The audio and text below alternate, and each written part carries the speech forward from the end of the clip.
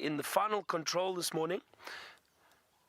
We have just found this male and female lion. They're starting to move.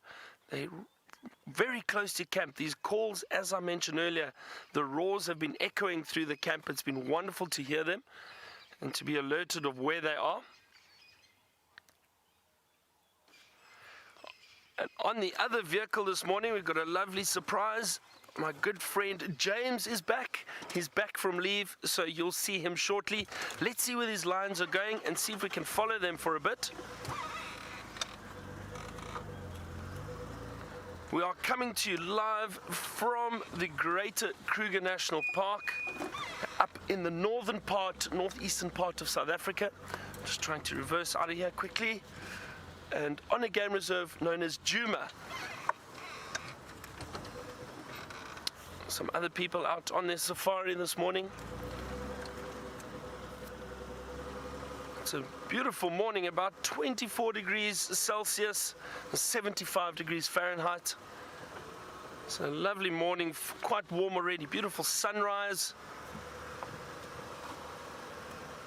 It's a lovely start, incredible start to a day. Just trying to see, so they've moved in through this thick drainage line just that we're passing through at the moment. So let's have a look where they're going. Don't see the rest of the pride. This is a female from the Unkahuma pride and a male from a coalition known as the Birmingham males.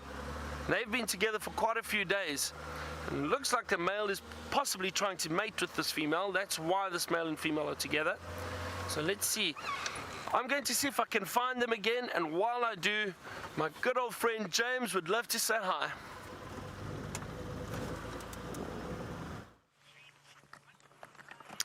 Good morning, everybody, and welcome to this end of the sunrise safari. The sun rose about half an hour ago. The temperature is already about 700 degrees Celsius, which is about 5 million degrees Fahrenheit. We're in for a scorcher. My name is James Henry. Viam is on camera. Hello, Viam. Marvellous, that's Viam saying hello to you. He's very vociferous, as you can see. Now, it's lovely to be with you. Please talk to us during the course of the next 3 hours. Flies everywhere. Hashtag Safari Live, questions at wildearth.tv. Over there, a tawny eagle, which is still there, and another bird, which I'm quite glad has flown away, because I don't know what it was. It was the very sort of pale colour, with a mottling on the front, and I don't know what it was. Given that it's sitting with a tawny eagle, I think maybe it's an immature tawny eagle, but I'm really not sure exactly. That one is obviously a tawny from its mottled and sort of dishevelled state, I suppose. And I just want to quickly look on my bird app if there isn't I know Brent has been seeing that pale form booted eagle, and I wondered if maybe that one wasn't one of those. It wasn't, it could also have been, I suppose, an immature African hawk eagle, but I don't think so. Anyway, the mystery will be solved at some stage, or not. Regardless, it's unlikely that anyone will be in any great distress as a result. Now, if we look, I'm going to try and do this here. Oh, there we go. That's not too bad. I think it was a booted eagle, actually. It looked very similar to that. Pale down the front, but not pale like a Wahlberg's in that it had some spotting there. And I think that's what it was. We'll just go through them. Yeah, very much the same. Let's go with pale form booted eagle. Mainly, of course, because it's nice to see a pale form booted eagle. There, that's definitely it. Wouldn't you say, Viam? Yebo. Viam says yebo, which of course means indeed. Yes, that's it. Good. Very nice, Viam. That's not a bad way to start this edition of the Sunrise Safari. Thank you very much for your kind welcomes back, everybody. It's nice to be back, I must say. I was at the seaside. And it's always quite nice. I remember I used to live, of course, in Johannesburg, and when I went down to the seaside, the thought of going back home to Johannesburg was enough to, induce a severe depression.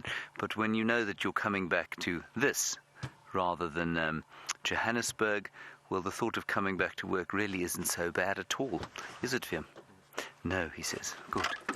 Okay, my plan for the morning, everybody, is once I've started this car, there we go, to head towards Treehouse Dam. We'll see what's there, and then I'm wondering if we shouldn't head across to Cheetah Plains and find out exactly what's going on with that story with Nkanyeni and quarantine. Yesterday, I don't know if you were watching or not, but if you weren't, quarantine male leopard seems to have had a bit of a go at Nkanyeni, his distant aunt. We'll call her a distantly related aunt, and he gave a really nasty gash on her right front paw, and let's go and see if we can't find out what was happening there.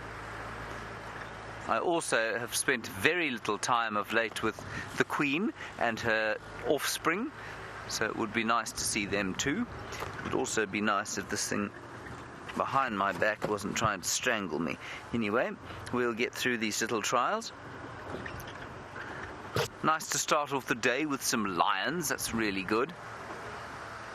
And interesting that it was just the two of them. I suspect they're probably in the process of mating.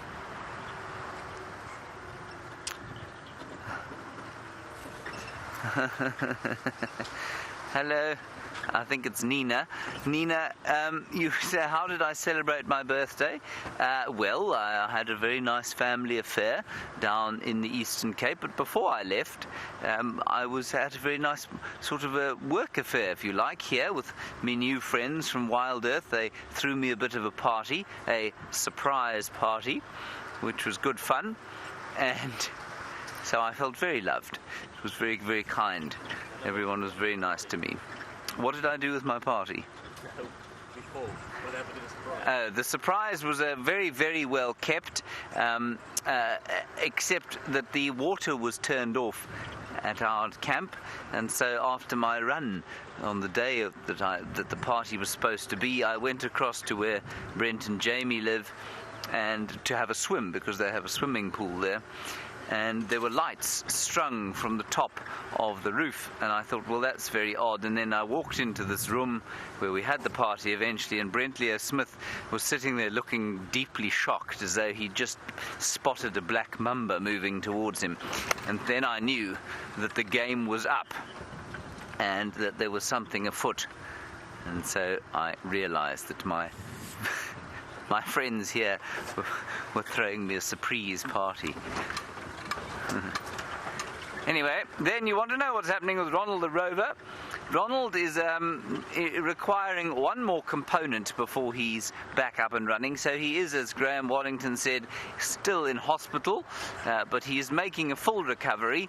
And luckily with Ronald being a non-biological entity, you can just replace little bits and pieces of him, and he will be fine very soon. And for those of you who don't know what happened to Ronald, go and check out the Facebook page.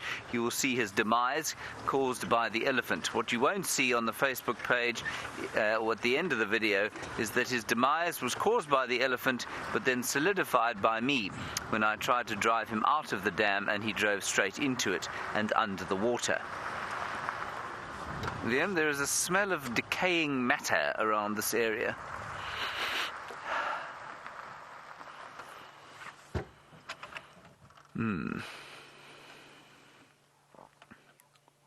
Let's just have a little listen, everyone. Many two doves calling. Oh, there's the eagle. There's the booted eagle again. Yes, that's him. Definitely a booted eagle. Wonderful. Ha. That is really, very cool. Now, Brent first saw this bird. There it goes. Brent first saw the bird in flight, and he took a picture of it in flight.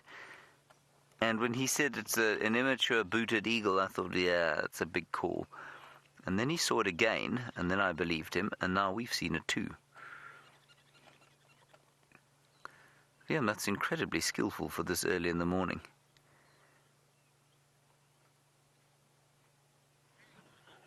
That is awesome. That's going to go through the sun.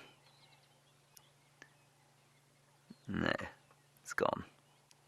The sun, everybody, like I say, rose before we came on drive. and it's already pretty hot, I must say. Yesterday, 37, 38 degrees, 98 degrees Fahrenheit. Today, apparently, is going to 100. Let's carry on. Nothing to see here, VM. Come on. Windy. There we go. VM says the car was working perfectly until I got into it. VM, I don't know what to say to that, other than I'm sorry.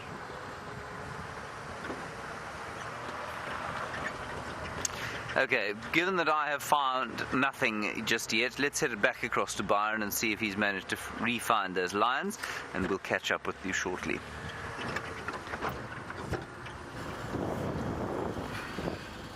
They've actually just disappeared from us for a second, but I think they've come out towards Djuma Dam. They walked through a very thick drainage line and it was difficult to stay with them. But hang on, yep, I'm right, they have come out. So let's see if we can get a good view of them. I'm going to cross the dam quickly.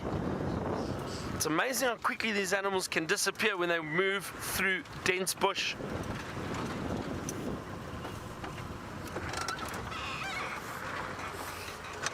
It was really fortunate to hear them calling this morning. It made it fairly easy to find them. And it was all probably territorial calling. Maybe the lions were just trying to communicate with the rest of the pride. Not sure where they are yet, but we'll have a look. Perhaps the rest of the pride is around this area somewhere. I'm not sure if it's just the male and female that have come out again. Oh, hang on. Oh, there are more lions. There we go. Yes, it's the rest of the pride, everybody.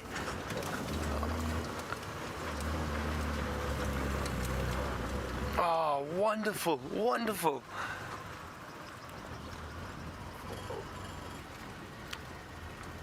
I'm going to try to get us into position, and the cubs are there too. That is great. Might get these lions playing while they move around. It's still nice and cool, and it's a wonderful time to find them because they are still moving. It's not too hot, so they don't have to lay in the shade. I'm going to stop just over here. There we go. Oh. Isn't that wonderful?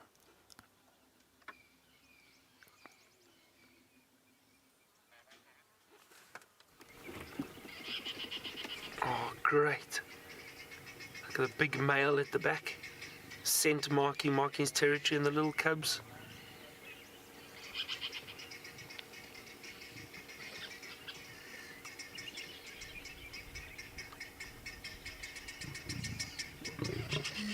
Oh wow, look at it.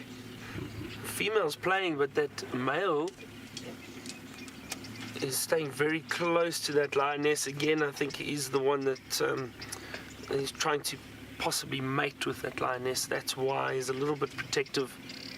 He doesn't want her out of his sight. Bit of growling going on.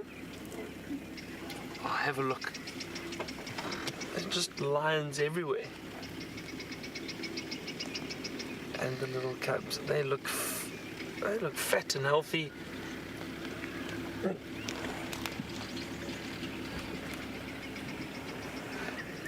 Now, one of the reasons why they're moving so quickly, let me just check quickly how many cubs are here, and then I'll tell you. 1, 2, 3, 4, 5,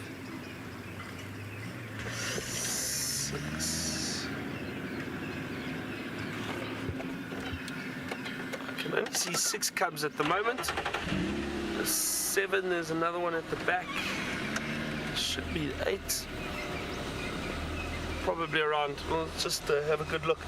So one of the reasons why I think these lionesses and these lions are moving so quickly is because that male's just joined up with them.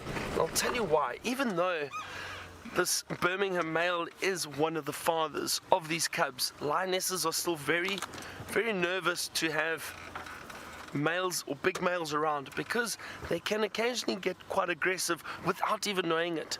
So let's just double check the cubs here at the moment.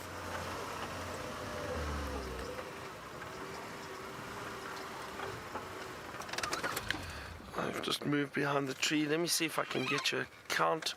1, 2, 3, 4, 5, 6, 7, 8. all 8 cubs are here. Yeah. There's a little one coming. He's actually behind this male and female. We'll probably see him shortly. He's moving just through some thick bush. I'll tell you when he does come out. And there he's starting to move out into the open. There we go.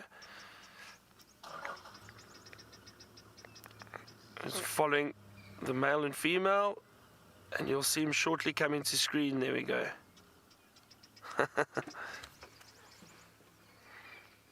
So as I was saying, I think these lions, the female's a little bit nervous having this male around, especially because he's looking to mate with the female. And they're just very, very careful because they've got these little cubs. They don't want anything to happen to them. And these males, even when they are looking to mate, they can become quite aggressive because he's now trying to protect this female. He's trying to mate with her. So, and you can see that little cub pause, and it's watching the male very carefully. You see that just slight hesitation, wanting to make sure that the male recognizes the cub that is there. Some of the other guests enjoying this lion sighting with us, guests from the camps in this area. Really a lovely, lovely sighting. So they've now moved right down into the drainage line. It looks like they're moving through this thick bush down towards the drainage line. It might be tricky to keep up with them. I'm just trying to see.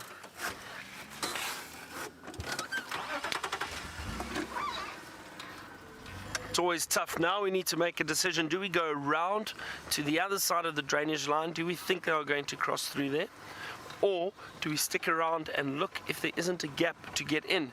Because we're not sure if these lions are going to stay in this area or just move straight into the dense drainage line and stay down there for the day. It is warming up quite a bit. Let's just have a look. All right, while we have a look where these lions are going and try and work out exactly where they are, let's get an update from James.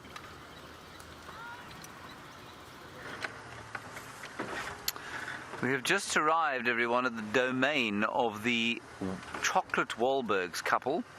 There is Mr. or Mrs. Chocolate Wahlbergs, and Mr. or Mrs. the other is sitting in the nest just behind us. You can't really see. I just got a glimpse of her head, or his head, and their little nest is just here next to Twin Dams. And there he is, just warming himself in the sun, which of course is a stupid idea, given that, it's going to be volcanically hot most of the day. And I call them the Chocolate Wahlbergs, of course, because they are that very dark form, unlike the pale form ones we have close to Wahlberg's Eagle's Nest Road. Yes, that's correct. No sign of the... Oh, gosh.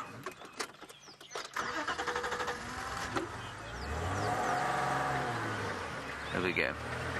Hello, Jared. You say the booted eagle makes 171 on your bird list. I think that's a pretty good return for this area, especially given that some of the smaller birds and things we don't get always on screen. So I think 171 is fantastic. Bless you, Viam. That was Viam sneezing, everybody. Now, let's just have a listen here. There's quite a lot going on.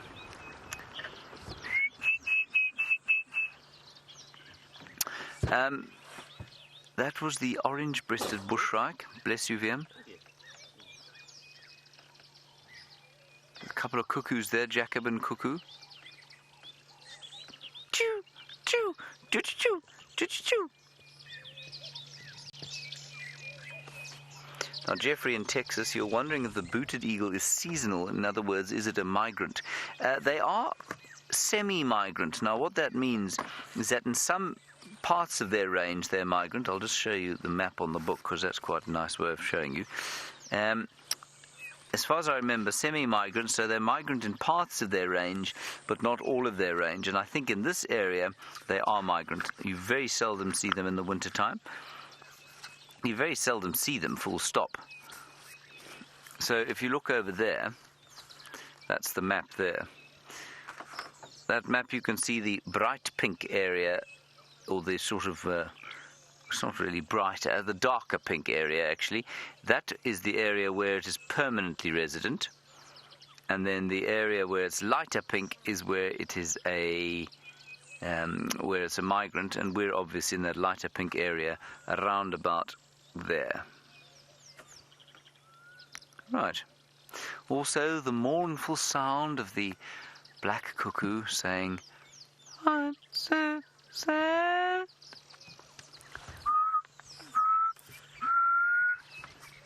Sometimes just, "I'm sad." Oh, and there's the other chocolate Wahlbergs, or is it the same one, Via? It's the same one, just a different angle. That's a wonderful angle. Beautiful. Isn't he nice? I often wonder what an eagle is thinking. Hello, James. You say, can I keep an eye open for a Diederik's cuckoo? Yes, indeed we can. They are one of the classic example of a bird we know is here. It's common. Very, very seldom do we actually see them because they hide in the they're very green. They're bright green birds, and they live in the green foliage, quite thick, and that's often why we don't actually see them. But of course, I will keep an eye out. Ooh, and what's also nice, there's the Jacobin there, the two of them. In that gori bush. There we are. Jacobin cuckoo, everybody.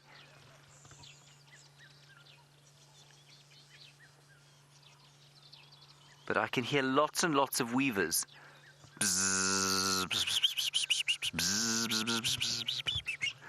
And that means, yes, that there's water around and they'll be breeding this year. Last year, dreadful year for the weavers. Good. Right, like I was saying before we saw those birds, I have spotted neither hide nor hair of Karula, the great queen, so we're going to head towards Cheetah Plains and see if we can't get an update on Nkanyeni and quarantine.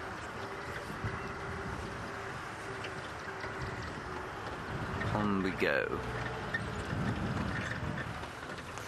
Twin Dams has got water in it. Now, I was chatting to somebody from Londolozi the other day, and Byron, of course, has just been there, and apparently they have had almost no rain at all.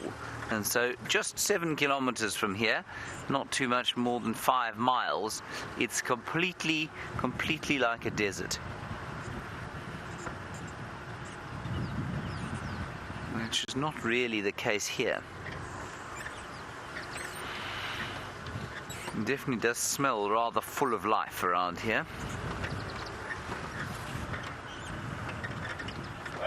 Aubrey for Byron.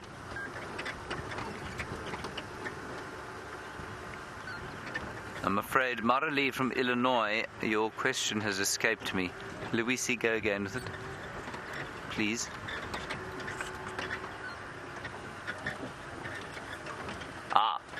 Marley, you're wondering about the dam walls and whether they need to be repaired ever on account of use or amount of rain. The answer is absolutely yes, they do, and they were this year. The dam walls were all repaired here. The twin dams, Buffelshoek Dam and Treehouse Dam, were all redone, and that's because eventually, yes, they inundate. They kind of disappear. Inundate is the wrong word. Erode, I suppose, will do. They erode away. Thank you, Louise. They erode away, and then, yes, it can become very difficult to get over them. And there was a great expectation of huge deluge this year on account of the burgeoning La Niña. But that seems to have dissipated. And because it has dissipated, we're expecting a normal year of rain, which in this part of the world is a kind of a misnomer. Some hyena tracks. No tracks of the Queen. Okay, we're now going to head to Cheetah Plains and try and get there quite quickly. While we do that, let's find out how Byron's doing.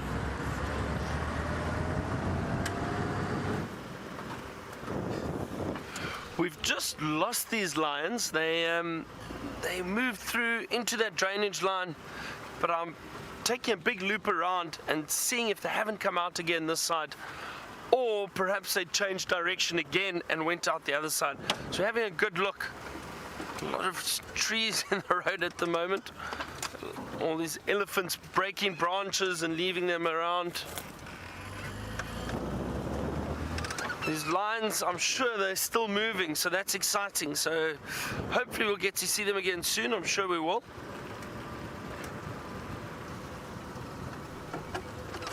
Watch out, Brian. Some sharp thorns on there.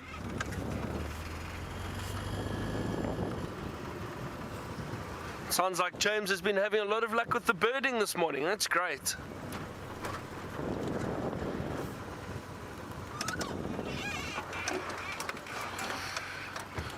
Dory from South Carolina asked, is this day 51 or 52 of the big catch streak that we've been going through?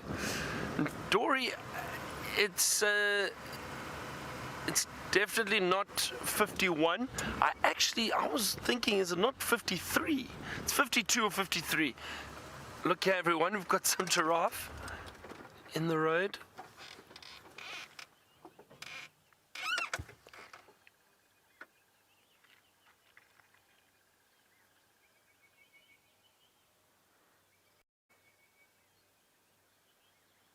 Oh, isn't this a nice surprise?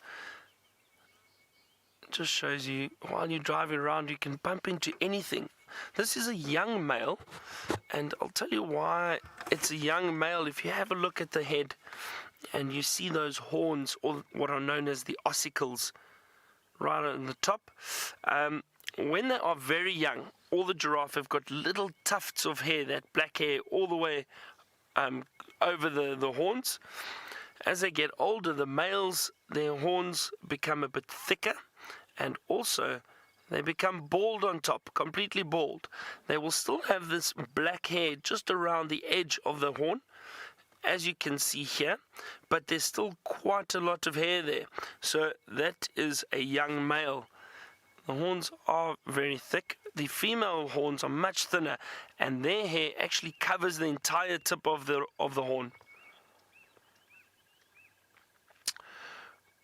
Alright, we're going to see if these lions come out in this area somewhere. While I do that, James has got birds fighting.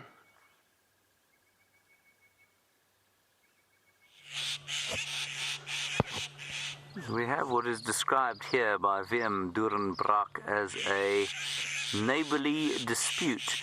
Two hole-nesting birds, the Birchall starlings to the left, and they're fighting with each other as well, and then the purple roller to the right. And I suspect what we have here is a lack of hole on this sort of dead leadwood tree, and I think that there's a couple's dispute over who owns which hole. Unless, because that's a bit of an alarm call that those Birchall starlings are making, unless there is some kind of predator in the tree, and given that I can't see it, that could probably only be a snake if there is one. But I don't see one. Just look at the very top there. But there are a number of holes, a number of cavities in this tree that a hole-nesting bird could use to have a bit of a home in, lay its eggs. There we go.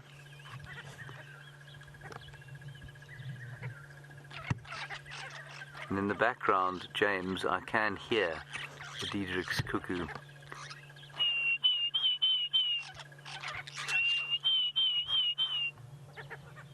But you can go a whole season without seeing a Diederik's cuckoo. You can also hear the purple roller now going.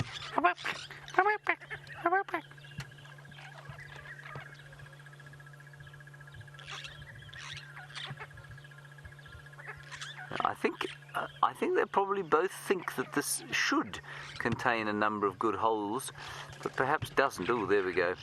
Now the roller is a bigger bird with a heavier bill, and I think the starlings will be careful of him or her. Yeah. It's very cool.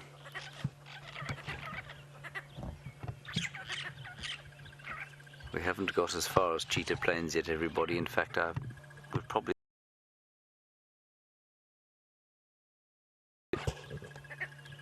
There's a hole. There we go. Go on, go and have a look inside. Look at that.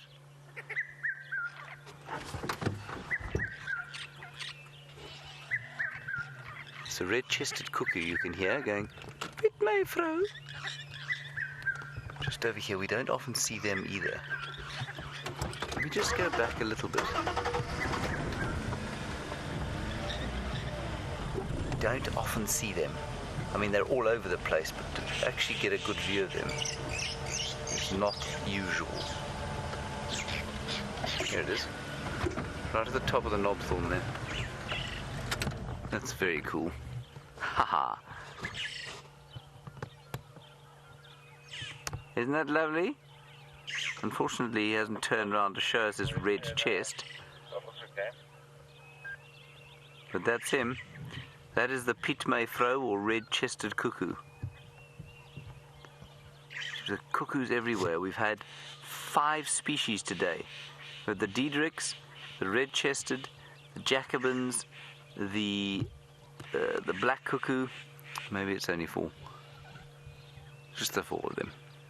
It's still pretty good. There, it's calling.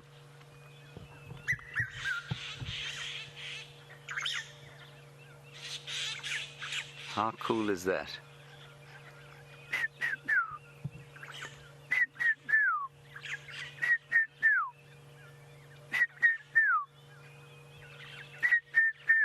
I'm trying to con it. The only bird you can really con with any great ease is the pearl-spotted owl, of course. Now, I'm going to seriously challenge you. There's a moth. There's a diurnal moth on the edge of this tree. Brilliant. Look at this. Oh, wow. How cool is that? It's still there, just above and to the left. You still see it there. That's a diurnal moth, everyone. I'll show you a picture. Well, there it is. Oh, that's so cool. Let me just see if I can't find it, because it's quite a common diurnal moth. And you can still hear the rollers and the starlings having a fight with each other. I'll just see if I can't find exactly which species of diurnal moth that is. Now, we know it's diurnal, not only because it's obviously daytime right now, but because it's so brightly coloured. And we know it's not a butterfly because of the way it rests. You see, when it rests, its wings are open. Am I talking rubbish? I'm pretty sure that's a moth. And it rests with its wings open. You see, it doesn't rest with its wings closed. Let me just quickly look here in my other book. Yeah, it's a moth. And it's trying to eat the nectar that's coming out of the white berry bush there. Right, here we go.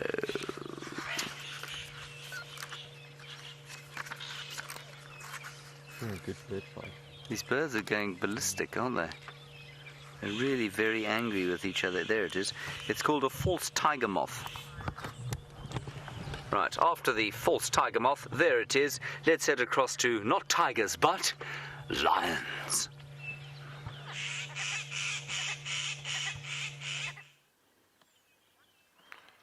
We've just had the lions come out. Have a look. All the cubs in the road. Fantastic. Now they're heading back towards the drainage line. So they're in and out of this thick area. Have a look. There's the male. Let's see if there's any interaction between the cubs and the males. Oh, look at that, everyone. Almost just a little quick greeting. These little cubs are very vocal at the moment.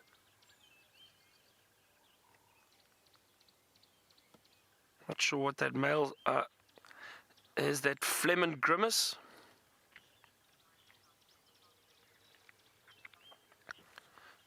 You can see he's probably picked up on the scent of a lion there, or something that he wants to work out what it is. So they smell and taste and then put that scent on the Jacobson's organ at the back of their palate, and that's the phlegm and grimace that they do. Look at that.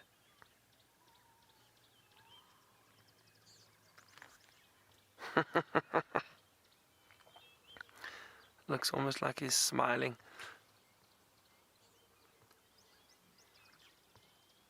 These rest of the lions are moving through into the thicket there.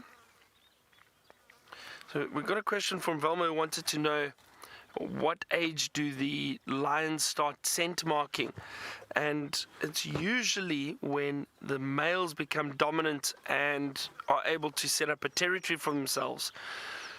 So, I mean, they'll spray the urine around and the prides will scent mark their territory, but I think males, for example, probably from about 5-6 years old, when they start moving into their prime, that would probably be the time that they do start scent marking.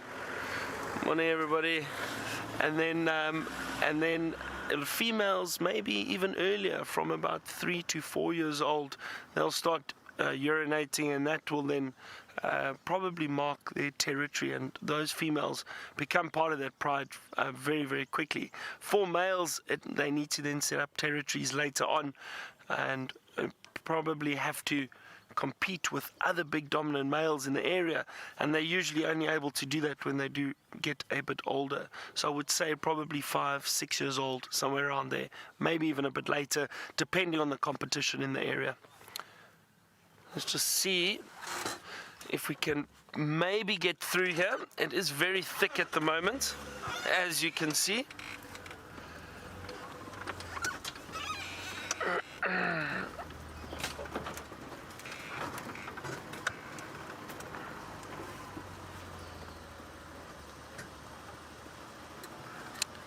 It looks like there's a possibility that they've actually just laid down. So let's have a look and see if we can't get a view. Oh wait, here's the big male again. And I think the rest of the pride might get a view. Yeah, they're just to the back. But there's that male out in the open.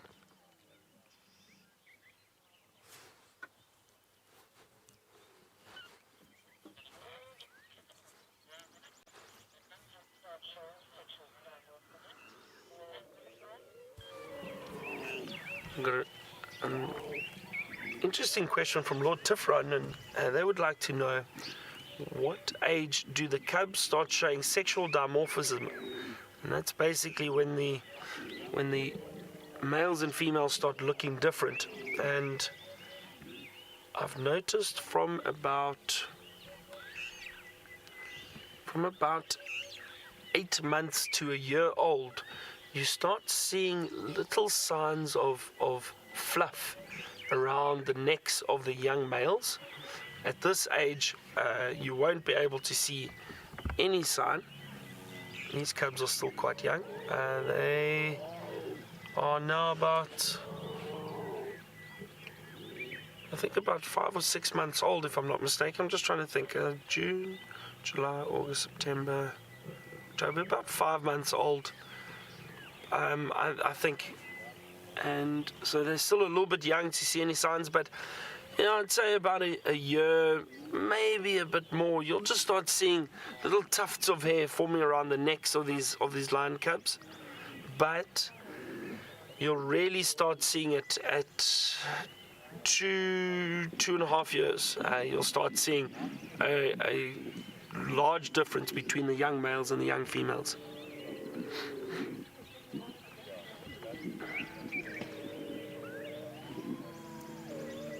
Can you hear that sound? These cubs are very vocal at the moment, probably trying to suckle it. Yeah, looks like it.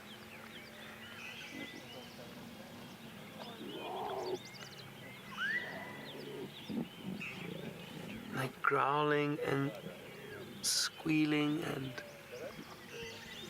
moaning, wanting milk, I think.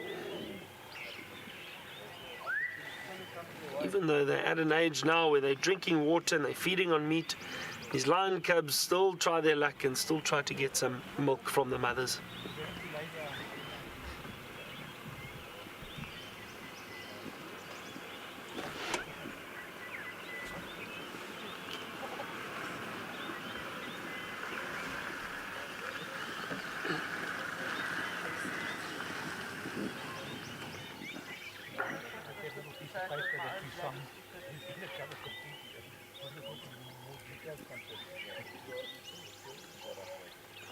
Lael has asked us a question about the fighting, and if lions do get into a fight, do we keep our distance? And yes, definitely. We try and keep our distance most of the time. So, we're very sensitive when we are following these animals. We don't want to disturb them in any way. So, Lael, what usually happens is if we do see them fighting, if these big males get into an altercation, we'll definitely back off a little bit, because also it could be potentially dangerous for us if one or two of these males react towards a vehicle if it's too close.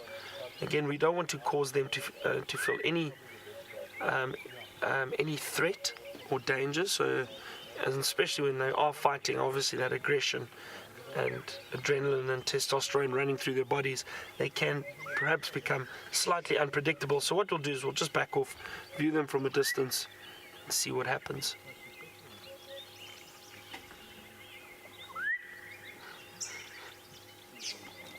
That scar is looking a lot better on this lion. We've been seeing him the last few days. You can see it's starting to heal somewhat.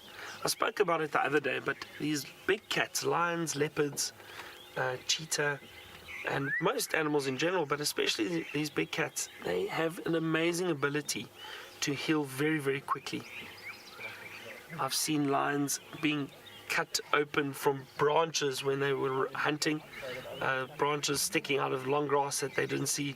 Seen it on lions and leopards, in fact. Huge cuts around the legs and that, and you'd think, we honestly would think that these animals were not going to survive, and then all of a sudden, with them cleaning and looking after the wound 2 weeks, 3 weeks later, almost completely healed. It's incredible. And this was a nasty gash, a nasty scar. It is still looking a little bit sore, but it's definitely healed within the last week compared to when I first saw it when I got here.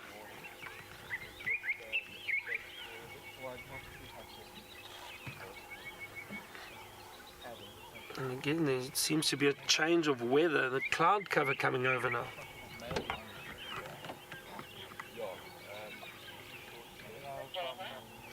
You see that bit of a cloud bank coming through there.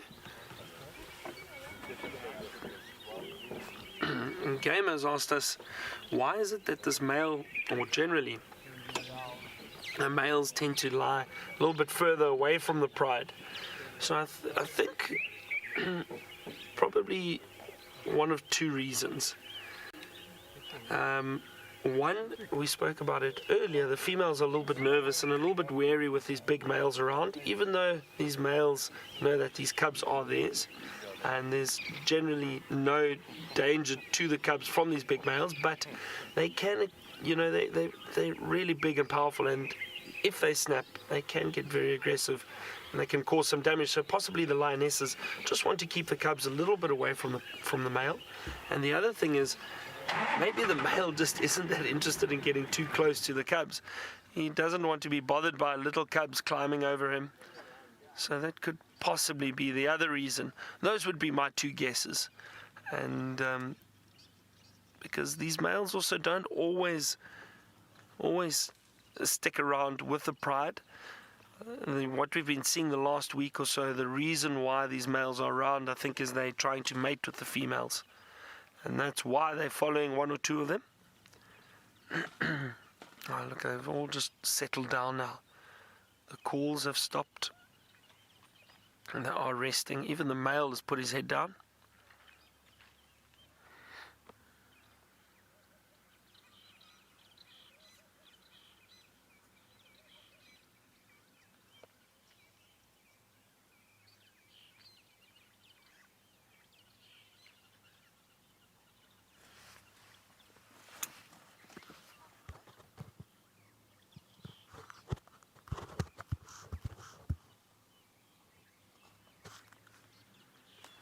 very peaceful right now. There's still just a few bird calls, starlings and fork-tailed drongos,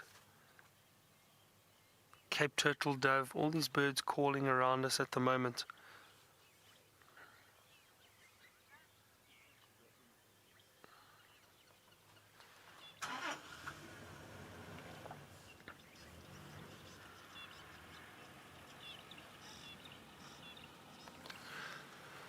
That tuber guy has asked us what is present in the lion's urine that causes the males to know whether or not the females are in estrus.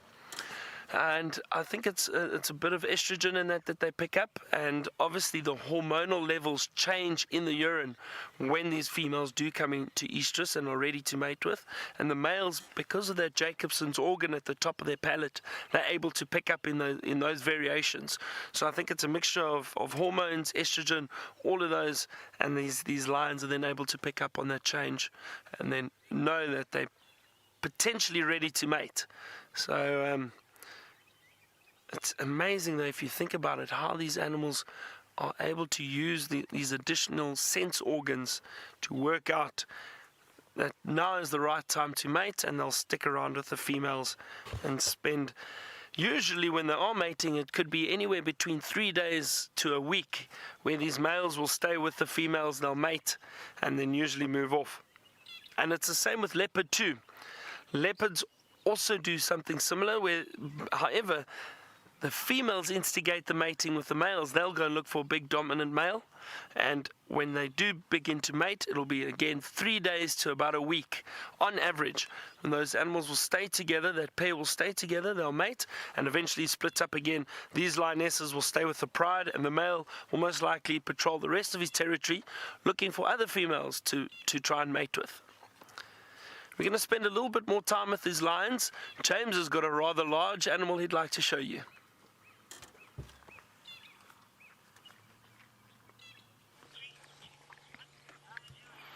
An elephant, everybody, a large animal indeed. He's a probably decent-sized bull. He's probably about 25 or so. Unfortunately, as we came live, he decided he's actually very shy, and he's moved himself behind that black monkey thorn tree on which he is feeding. Now, the black monkey thorn, of course, blessed of some of the most unpleasant and vicious hooks that the bush has to offer, and yet it makes no difference to the elephant. He will put them in his mouth, chew them, and roll them over his tongue, no problem. You may also notice that the light has turned quite flat, and I'm not sure if this sort of cloudy bank has managed to reach Djuma yet. We're, of course, quite a long way east of Djuma, but it's quite strange. I don't know that it was predicted at all, but it's a bit of a front coming in from the southeast. I ain't complaining at this time of the year. At this time of the year, we want as much cloud cover as we can possibly get.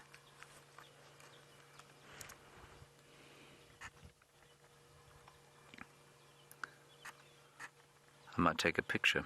Are you ready, Vim? Oh, I think I got a picture. It's particularly poor, but I got one nevertheless.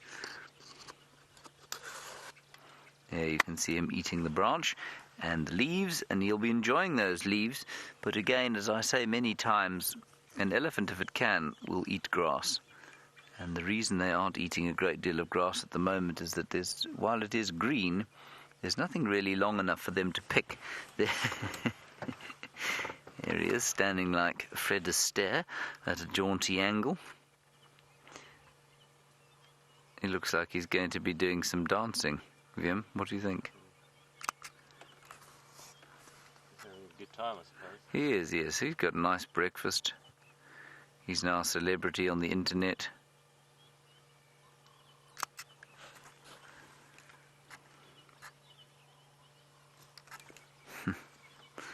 He's got a very, well, not very impressive set of tusks, but they're quite intimidating as they're straight out in front of him.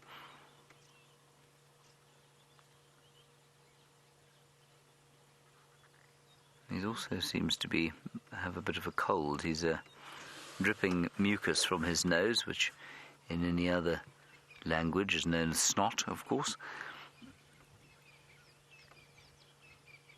But I'm sure he'll be okay. It's quite interesting, there's quite a lot of evidence to suggest that elephants, which we know are very intelligent, are able perhaps to self-medicate. In other words, they know which plants to eat when they don't feel so fly.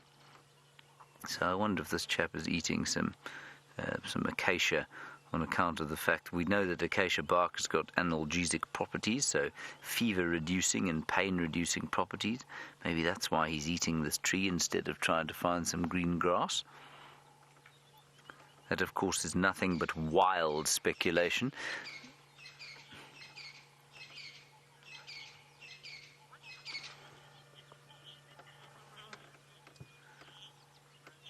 Good grief, we have a new title for the best or worst Twitter handle in the world.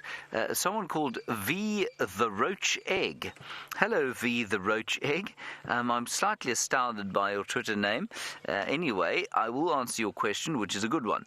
What are the differences between the Asian and the African elephant? Well, at surface level, the difference is that these chaps are bigger. The African elephant is bigger, I think, by about 10 or 20%. They also have much larger ears. And the other obvious difference is that both female and male have tusks, which in Asian elephant they don't. As far as I'm aware, only the cows have got tusks. And the other thing to note is the reasons, of course, for those adaptations. And the reason that they have them are with the ears, for example. We think that African elephants have got larger ears because they live out in the sun more than their Indian counterparts or Asian counterparts, and that means that they have a greater need to be able to cool themselves. I think you'll find that the females don't have tusks because that particular area of the world has probably had fewer predators of elephants in prehistory. And so only the males probably use their tusks for fighting. And I don't think that the females need to use them for defense. And so those are the main differences between the Asian and the Indian elephant. And they're not actually in the same genus. I don't know how much you know about biological taxonomy or the naming of animals. But the elephant here, the African elephant, belongs to the genus Loxodonta, so its full Latin name would be Loxodonta africana, and the Asian elephant, I think, belongs to the genus Elephas, which means it is in the same family. They're both in the Proboscidae family, but they're not the same genus, which means they could not possibly interbreed with each other. So they're not as closely related as we might think. They're much less closely related, for example, than, say, they're certainly less related than lions are to tigers and leopards. But they're also, interestingly, I think, probably less related to each other than we are, for example, to chimpanzees. There is a yellow-billed kite. Thank you, Vim. That was very well spotted. The elephant actually looked slightly insulted that VM had chosen to put the camera onto the yellow-billed kite.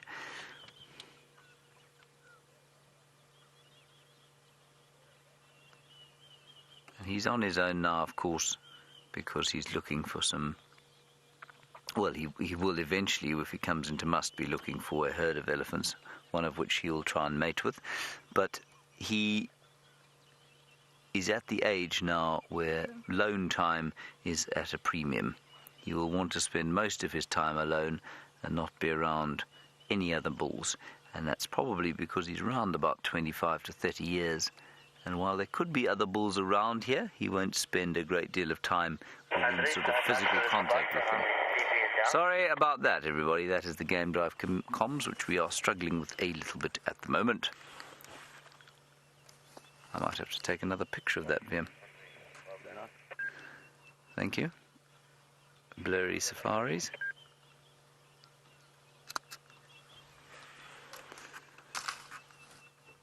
I must say I'm very glad I'm not an acacia berkii.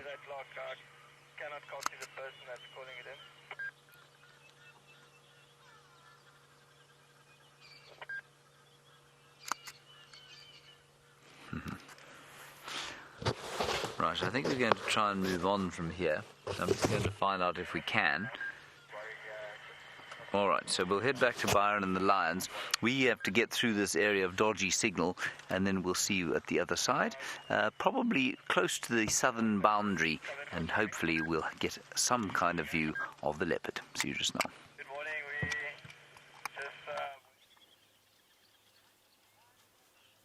We just These lions have not moved at all.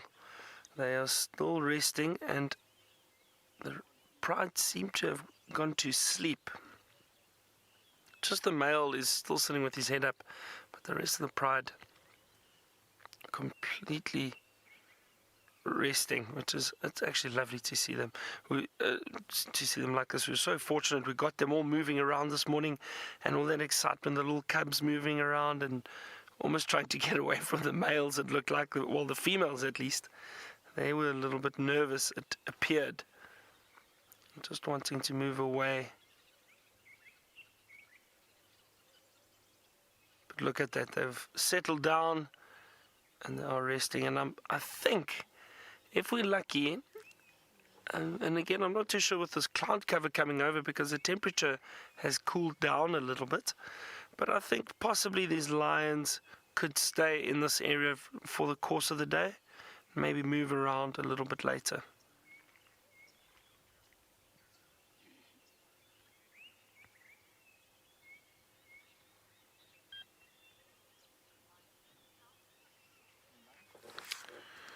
Let me just have a look at how many lionesses there are here. I see 1, 2, 3, 4. Looks like 4 lionesses, but I do know that one of the other lionesses is with the other male, and I think they are not far from Juma Dam. And I think it was those that we had this morning. They all came through, and then they moved. They then separated again. Because this is not the male that we had this morning. This is the different male.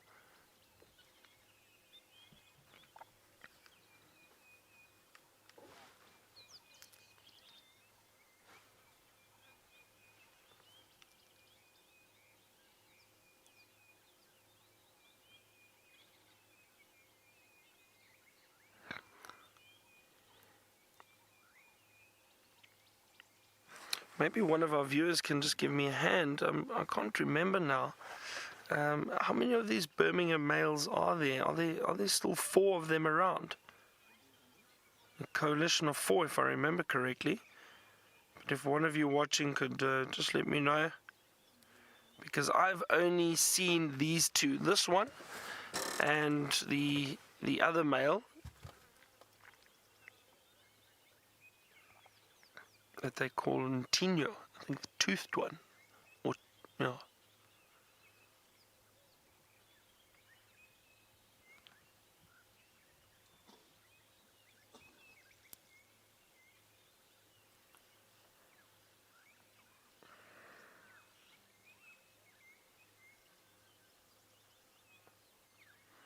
And this one I know they have called Mfumo,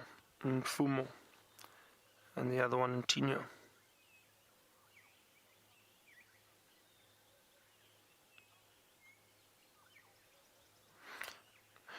And thank you very much, Elizabeth. Just confirming there are the 4 Birmingham males. Yeah, and Elizabeth, I haven't seen the other 2. I've only seen these 2 since on this trip that I'm with you now. So I've been here just over a week. 10 days. I've only seen these 2 males. They've been hanging around these females non-stop. And as we saw, these over the last week, these lions have been so successful with hunting buffalo, and they are doing very, very well. And that's maybe one of the other reasons why these males are hanging around, because the buffalo are plentiful at the moment in this area, and all these lions are getting to feed almost daily. Well, it has been daily the last week on buffalo, so yeah, they're doing very, very well. So if I was a male lion, I probably wouldn't leave either. All the females around, there's food.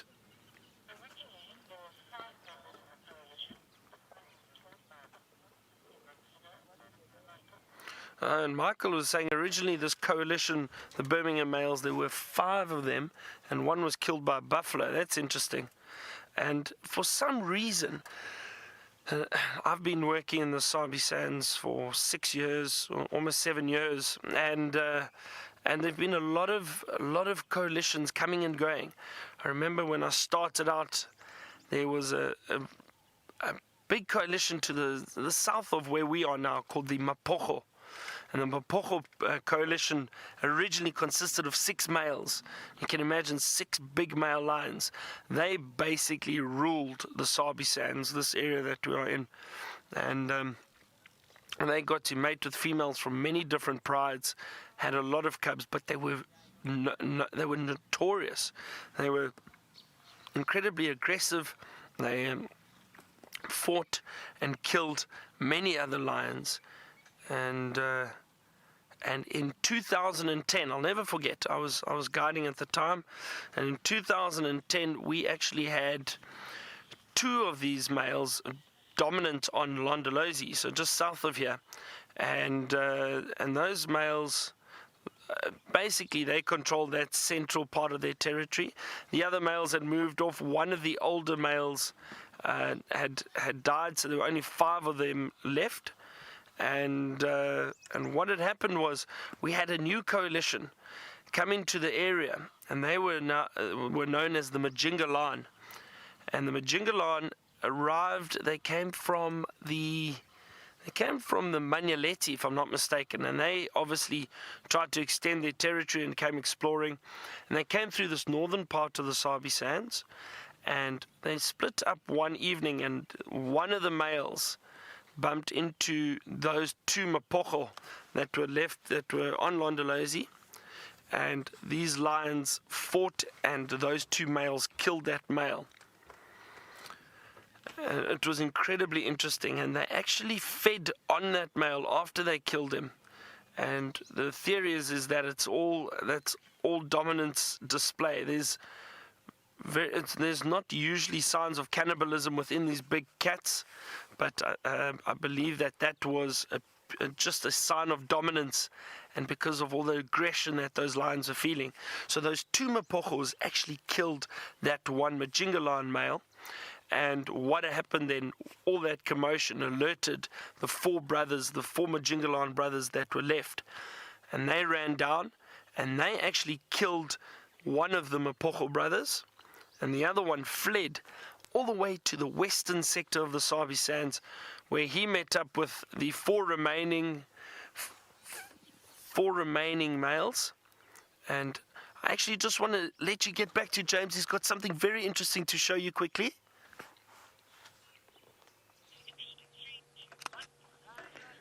It is a side-striped jackal, everybody. I suppose you might describe it as the coyote of the African wild. But they are not particularly unafraid. Let's see if we can catch up with them slightly. Hello, Susie. You are very pleased with the sighting because you say you were hoping to see jackal today. Just move around the corner here.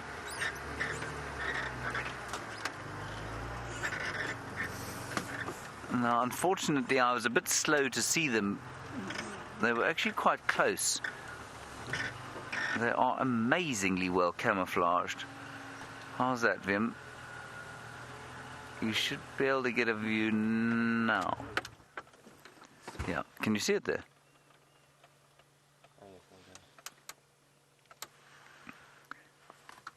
Oh, they're fantastically well camouflaged.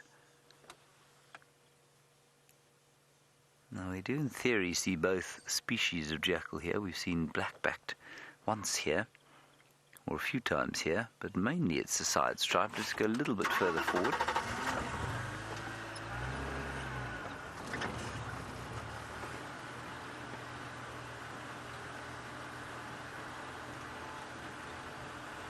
There they are. I'll just go a little bit further forward. How cool is that? They think we can't see them. They are wrong. There is something very wolf-like about them, I find. Not that I've ever seen a wolf, of course, but I have seen them on the television.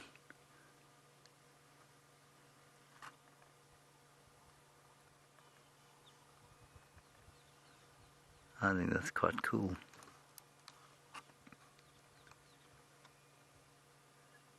Let me just take a quick picture.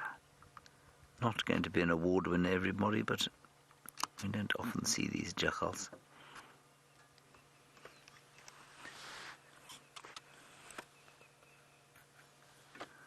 That's very cool.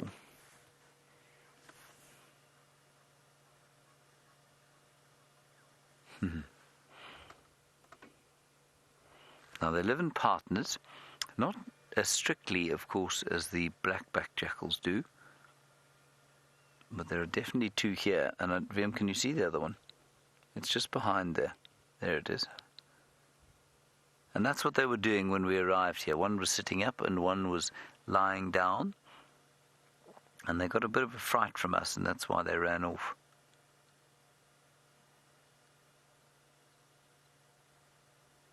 And it's so quiet now. As the clouds come over and covered the sun, so the birds have gone silent. But for the odd cuckoo, you can see how amazingly well camouflaged these chaps are, and they can lie pretty much out in the open without being seen. The thing they'll have to be careful about here, of course, well, the jackals must be careful of everything, well, all the big predators, but they'll be actively hunted by leopard. Now, we're quite near 3 in a row Pan, the favourite watering spot of quarantine male leopard.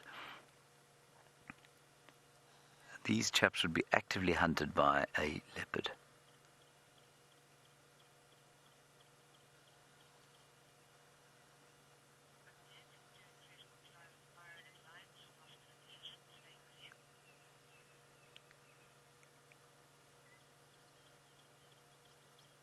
Very cool.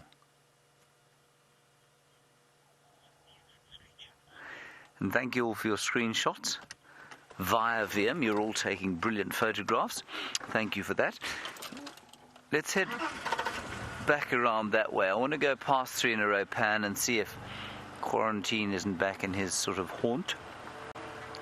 Apparently, Tingana was seen coming onto this area yesterday as well. Maybe he's coming to sort out Quarantine. Right. On we go. That was really quite nice. You don't often see them for long. They often just sort of scatter across the clearings and then you don't see them again.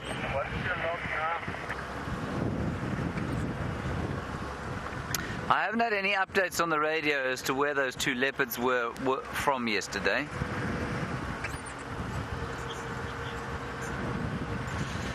Hello, Sarah in Georgia. Sarah in Georgia, you're wondering about whether or not those are the same jackals depicted in Egyptian art. I think what you find is that will be the golden jackal. I think. I'm just going to check here in this rather marvellous book. I'll just quickly find all the jackals. But yes, so very similar, same genus. But I think that was largely the golden jackal up there. I'm not sure the side stripe extends all the way there.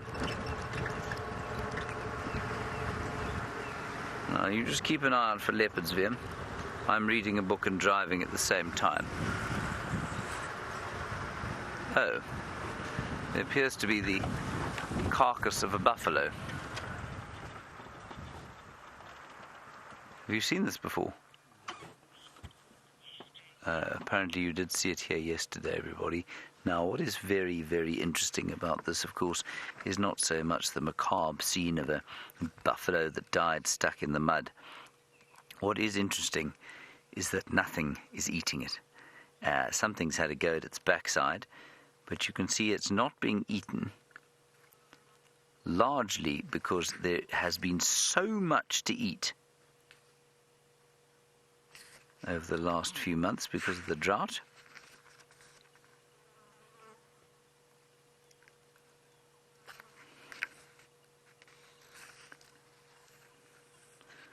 Right, so while we look at that macabre scene, I will just be able to tell you that it is the common jackal, which I think is sometimes known as the golden jackal. That was the one depicted in Egyptian art. He looks virtually identical to the others. Well, that one is a particularly cross example of a common jackal. But if we go behind to the page before, there are two jackals there, and their distribution does not extend up into Egypt. Nice. Let's carry on to the pan here. Get away from this soon-to-be stinking buffalo carcass. Bad luck, buffalo. Did you get that, Fim? That's all I heard. Louise, you're going to have to go again with that. Got you now, yes. Got you now.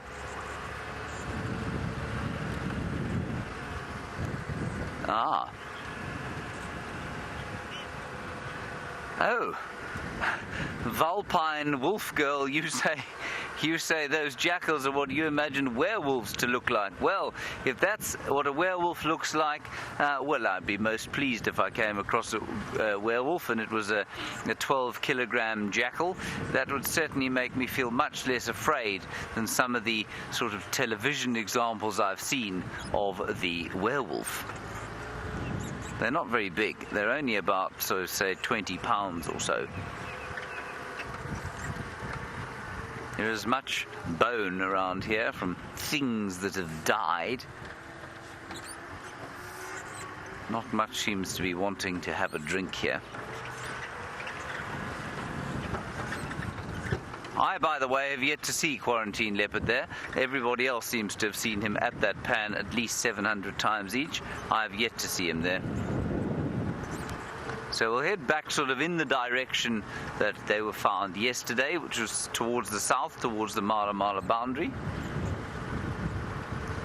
And I might actually have to put a jersey on, everybody. The temperature's dropped, if you can believe it, since this morning.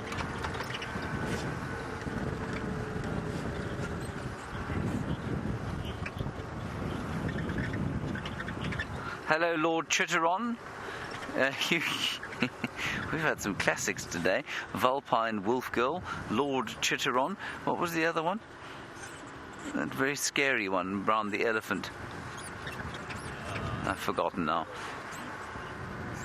Oh yes, the roach egg. The roach egg. Right, Lord Chitteron, you're wanting to know about the disease that may or may not be caused by rotting carcasses all over the bushveld.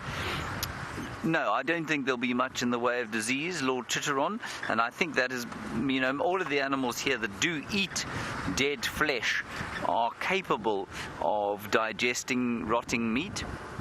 And also, I think that you'll find they'll avoid carcasses that are perhaps infected. And I know that things like anthrax, for example, which can be held in bones, the risk of anthrax around here right now has, I think, pretty much disappeared on account of the rain that we've had. So no, I don't think there's much chance of disease.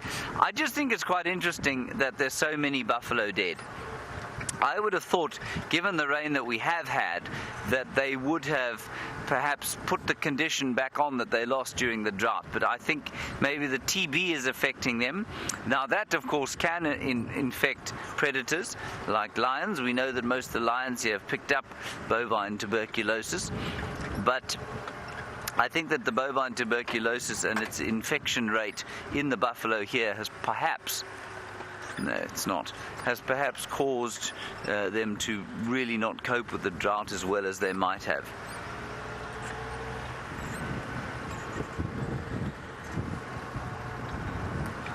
Yes, this cloud looks like it's set in to stay, I must say, which is, well, I think it's quite nice.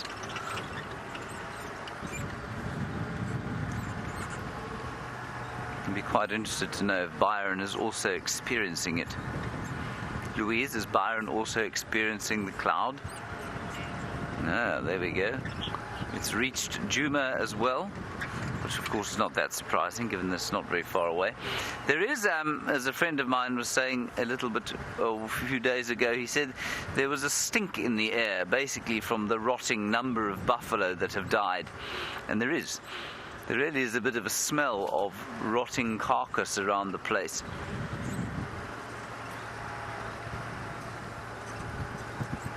So the buffalo situation, quite interesting, and it's very similar to the situation that we had in the Mara when we were there. There wasn't a drought there, but because of all the wildebeest in the area, the lions are killing and not eating all the time. So they'll kill things and then just sort of eat perfunctorily. They'll have a few bites and they'll just leave whatever they've killed, and it's very similar to what's going on here. The Nkuhumas have been killing buffalo left, right and centre.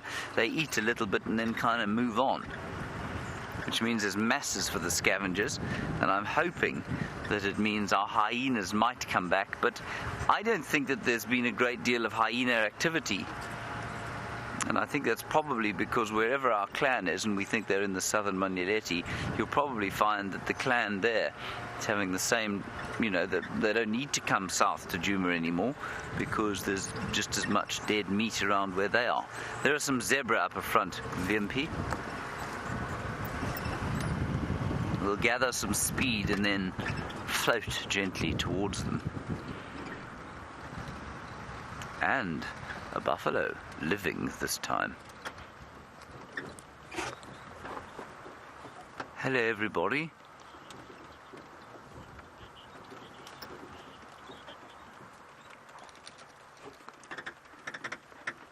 Just ease our way in here. Well, they're being very confiding to us.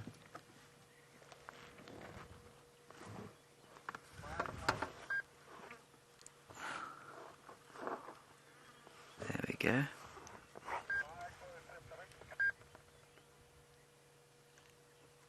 I can hear some European bee eaters, so that's quite nice. They've been back a little while now. And I am going to put my jersey on, everybody. It's got quite nippy.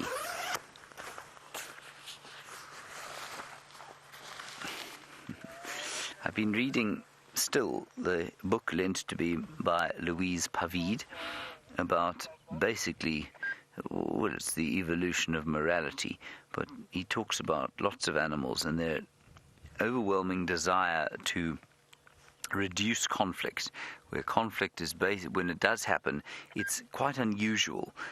And that little bit of behavior there that you saw with the zebra kind of rubbing their heads against each other, or the one rubbing its head against the other's back, is just a way of doing that. It's the same as when you see lions grooming each other, primates grooming each other. It's all in an attempt to kind of reduce conflict.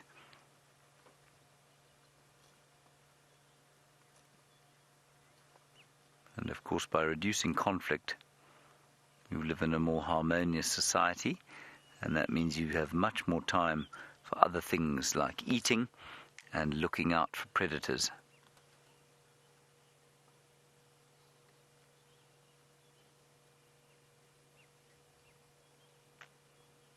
A beautiful morning out here, I must say. There. I can hear there are many Diederik's cuckoos around here. We will try and get a view of them. I don't know why the car is moving forward.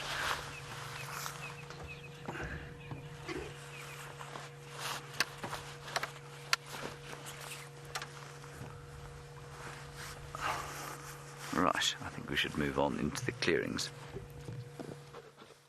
Did you get that, Vim? Louise, you'll have to go again with that. I just got skabonk. There we go. Ah, right. Okay. From Skabonk to Byron and some lions.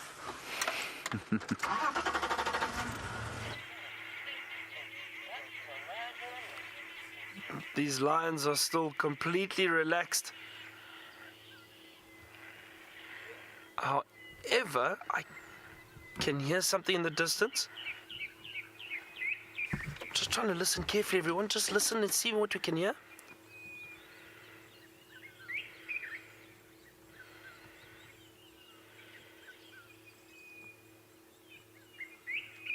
That was a very strange sound. I'm not sure what that was, but I think it was possibly an elephant. And I say that because I've heard the branches breaking, and they're definitely moving closer towards us. So I think it might have been some elephant. I'm just trying to look and see if I can't see anything.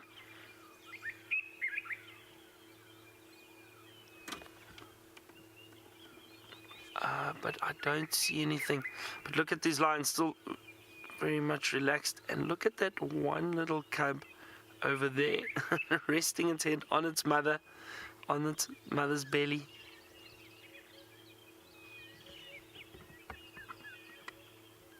Oh, isn't that amazing? It really is wonderful. And you know what? It is cute. It is just so cute to be able to see these little cubs and the way they interact with the adults and lie on their mothers, and it really is wonderful. And you can see something interesting on this cub. Have a look at those black spots, black or brownish spots all over the legs. And when they're very young, those spots are very clear. But the older they get, they start fading, and you'll see on the adult lionesses. And one, if you look at her legs there, those spots have faded, and they do start fading out completely. And there you can see there's still a few remains. You can just see slight color variation on the legs, but they've started to fade out almost completely. And the older they get, they do fade. But look at that, very interesting.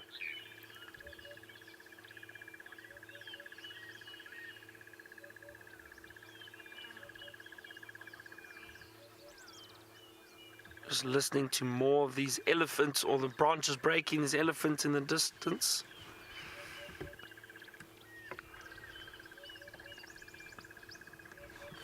Morning Glory has asked a question about the coalitions and would like to know, did I ever see the two Matimba males which have moved into the area around Londolozi? Yes, I have indeed seen them. They were around. I was there in September and took guests there on safari, and we got to see them. And beautiful males, also beautiful males. I was telling you all the story about the coalitions that we got in this area, and for some reason in the Sabi Sands we've had many coalitions over the years. And I was speaking about the Majingalan and the Mapocho lions. And I think I left you where the Mapocho had just killed one of the Majingalan. This was in 2010. They'd killed one of the Majingalan males, and the four remaining brothers of the Majingalan coalition came down.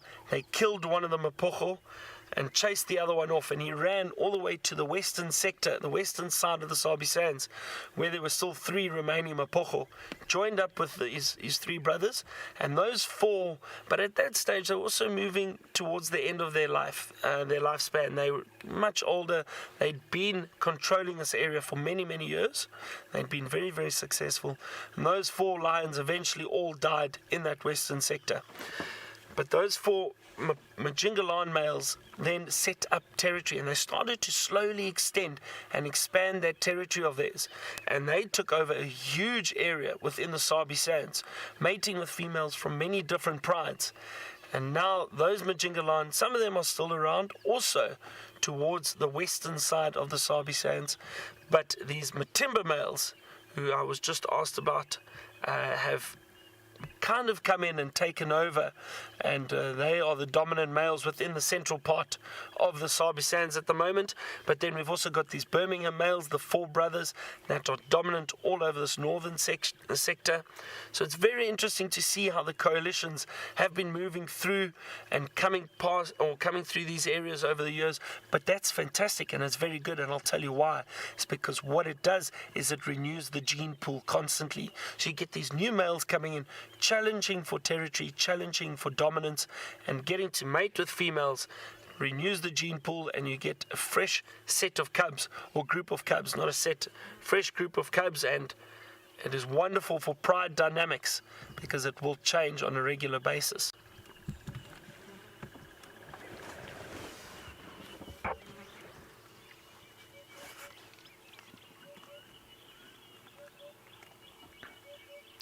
Sounds like the elephants have become a bit quieter.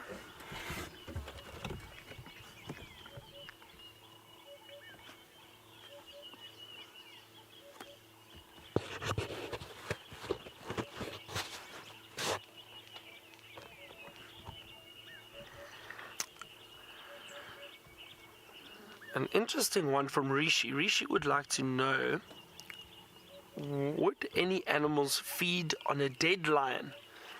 So Rishi, and I hope I'm saying that correctly, not necessarily, and I'll tell you why. Mainly, animals don't really feed on predators. I think because they eat so much protein and meat all the time, I don't think they taste very good. However, I have seen hyenas feeding on a lion carcass, and I think that's purely because hyenas are so opportunistic. They will literally eat just about anything. So I have seen hyena feeding on lions, and I spoke about it with those coalitions and the fighting. We did have those males feeding on one of the males that they killed, and I think that was purely a dominance display and a sign of aggression. It was not for food, not at all.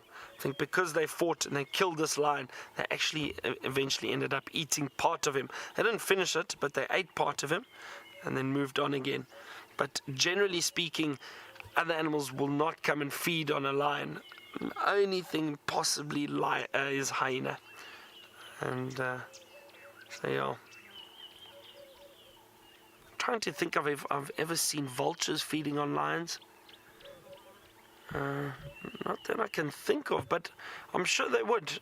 Possibly, vultures also. They just feed on carrion, so anything dead.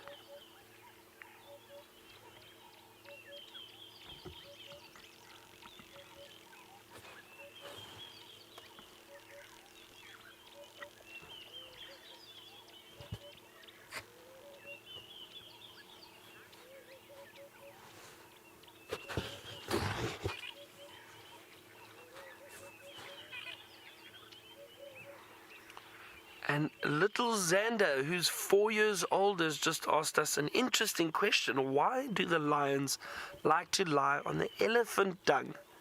So Xander, usually, and I think I was going to say maybe it's a comfortable pillow for them, but no.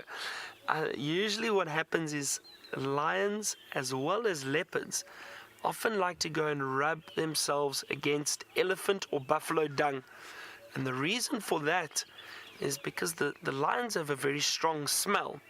So the theory is that if they rub themselves against elephant or buffalo dung, it could possibly mask that smell, which means it could hide their smell, Xander. So what they would do is try and hide their smell, so if they are hunting any other animals, the chances of them being smelt are a lot less. And that's usually why they will try and lie or rub themselves in lion dung. I think in this situation here, I don't think it was a conscious choice. I just think they found a really nice little spot in the open to lie down, and there just happens to be elephant dung around them.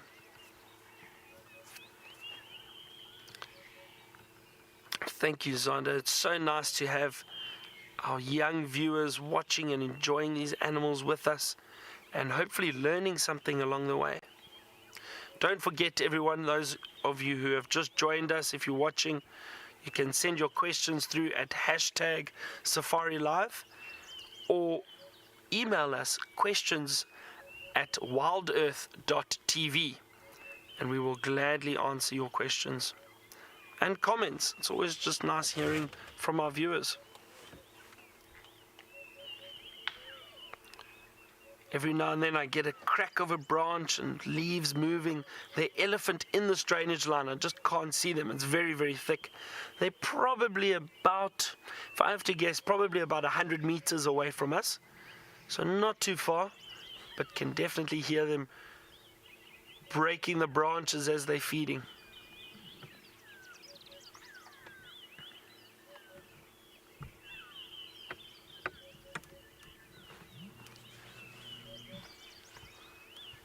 This has been a great morning. We heard these lions I was speaking about it earlier, but we heard these lions calling this morning.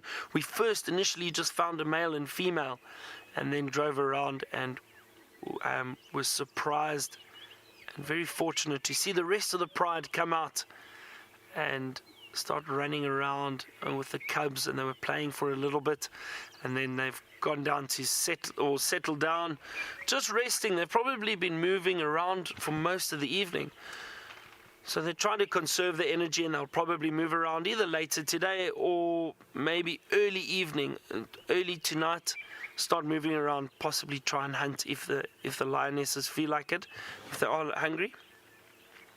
This is just such a lovely sighting. We're going to sit here a little bit longer.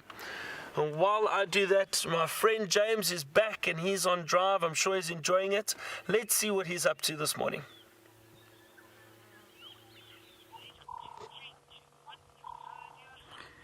He's up to not finding a great deal, is what he's up to, everybody. But there is a crowned lapwing, and we've stopped at this crowned lapwing sighting, not a particularly unusual bird, because there are 1, 2, 3, 4, 5, 6 of them lurking around this area. And also, quite spectacularly, on that log there, a grey-headed sparrow. Liam, are you overwhelmed with excitement? Leaping for joy. He's leaping for joy, everybody. The grey-headed sparrow. Humble bird.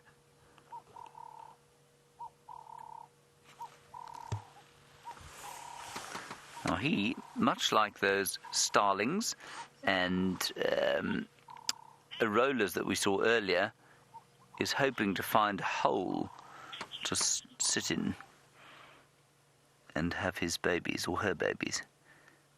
But right now looking for grass seeds. Angie, you're in Wisconsin, where I think it's probably substantially colder than it is here.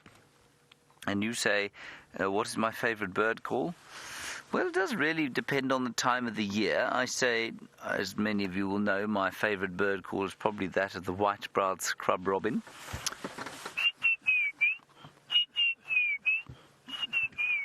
Mainly because it just reminds me of, I've told the story many times, but I'll do it again. It reminds me of living in the city when the Cape robin was the only thing that I had of the wilderness, and used to sit on the garden, tap outside and call, and that always reminds me of that. So I like the white-browed scrub robin, but at this time of the year there's so much to listen to, and I love the cuckoo sounds. The cuckoo sounds are fantastic to hear, especially the red-chested cuckoo on the deep shaded areas of those drainage lines on a hot day. I really like that call too. Here are some people driving at great speed towards us. Either they think we're a great sighting or they have something to tell us. Let's find out. Eh? Yeah, ikui. Oh, kui. Radio Haitiri, ikui. Ele Martin. Ila. Kitaiwon. Inkomongopu. There's a leopard there, everybody. Our radios, I'm afraid, do not work. But there's a leopard just down here, apparently. What's he going to show us? I think, you know what, he came to tell us. He came to tell us, I think, largely because he saw us sitting there looking at a grey-headed sparrow. That's very kind. This is fantastic. And I think it's in Kanyeni. He seemed to indicate that it was the one that had been hurt.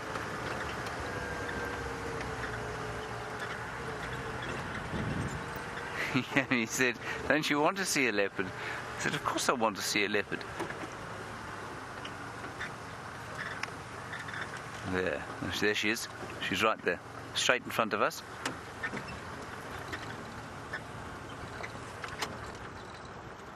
Oh, wow.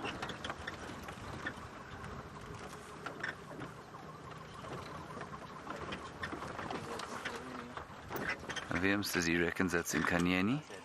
No, it's a male. It's definitely not in Kanyeni. It's got those things behind its tail. But who is that? It's not quarantine, is it?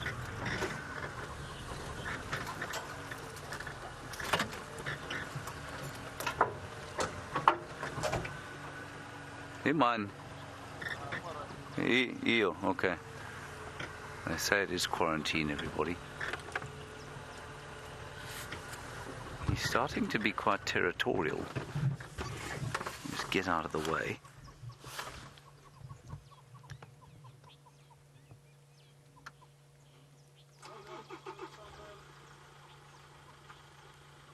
Oh, that's cool. Ngomongopu.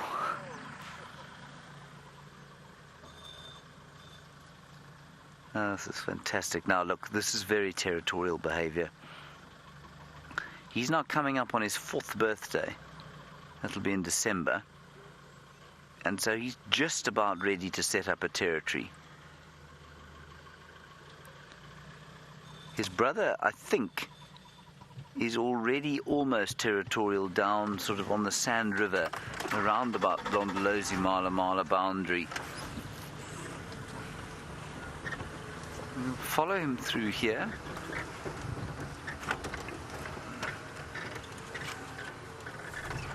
Oh, man.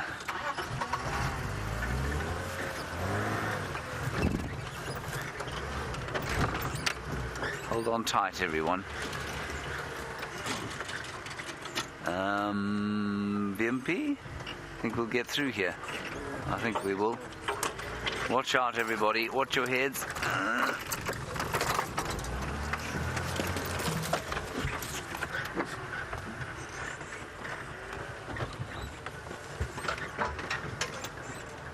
So he's just come in from the northern parts. He's come out of Nkoro onto Cheetah Plains. That's what that chap was saying there.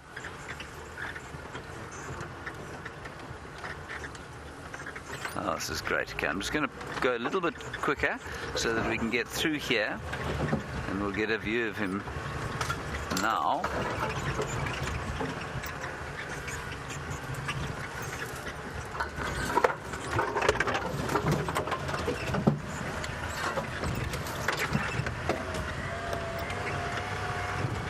Give him some space to use that long lens.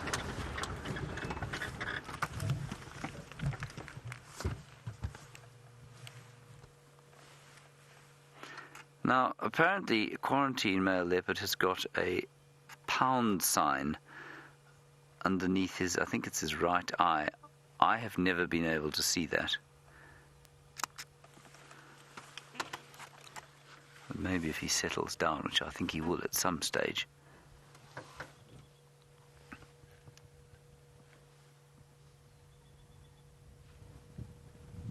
Let's just keep an eye out for Nkanyeni. She might be around here. He's walking very purposefully.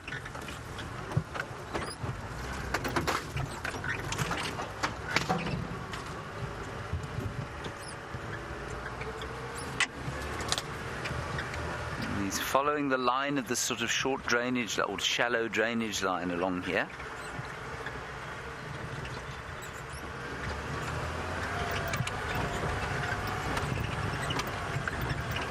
Heading towards what's known as Cheetah Plains Pan.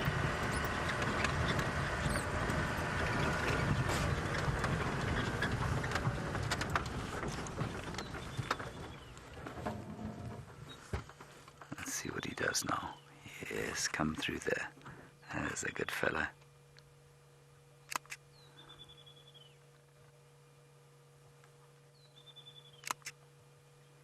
Isn't that cool?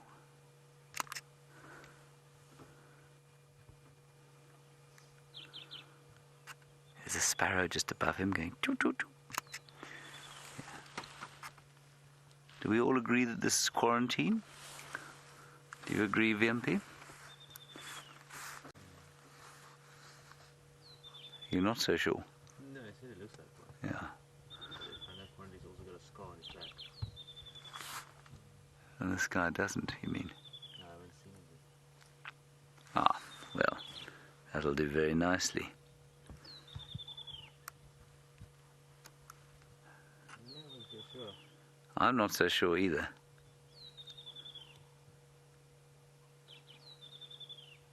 I'm not convinced this leopard's the same size. I don't think it is. He's 1, 2, 3 spots on the...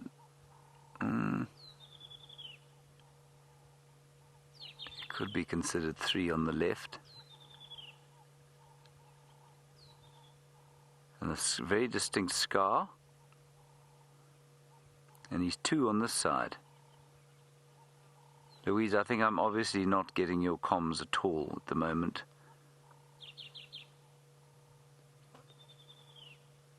Yeah, I've spent so little time with quarantine. What do you think, Vim? I don't think it is. You don't think it is? I'm going to move slightly forward.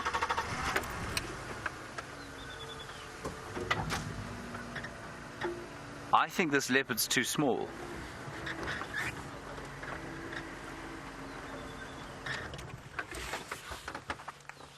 Yeah, Lou, I'm afraid I'm getting nothing from you. My phone is on if you want to try and get me on WhatsApp.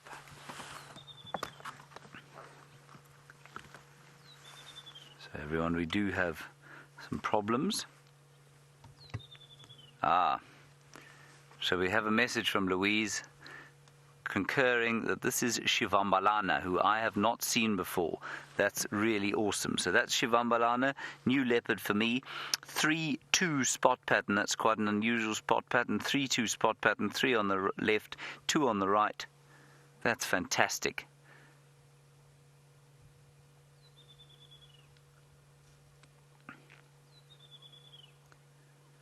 Now Shivambalana is who? Condi's brother. He's Quarantine's older brother, hey? Well, I don't think he's as big as Quarantine. Do you? And Vim's agreeing with me. So he is now oh no, they've had that standoff, haven't they? Now Shivambalana, of course, is now probably 6. No wonder he's being territorial. This is very interesting. Maybe I'm underestimating this fellow's size, but I don't think he's as big as Quarantine. We'll try and follow him through here. It might get a little bit hairy. We should get through.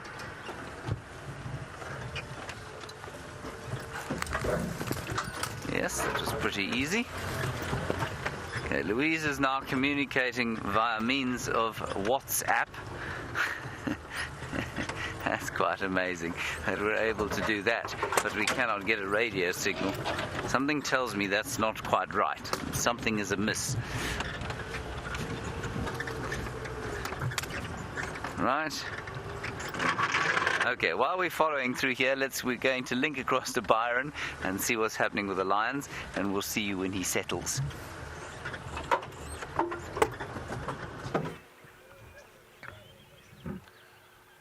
So the lions haven't really moved too much. Their heads are up. I think they're listening to the elephants breaking the branches.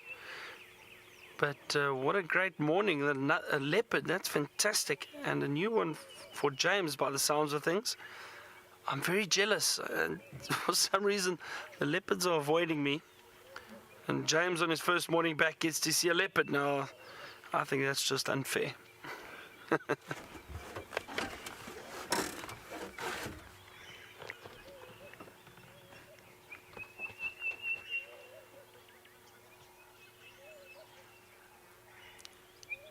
See some heads up, some still down, but I do not think these lions are going to move anytime soon.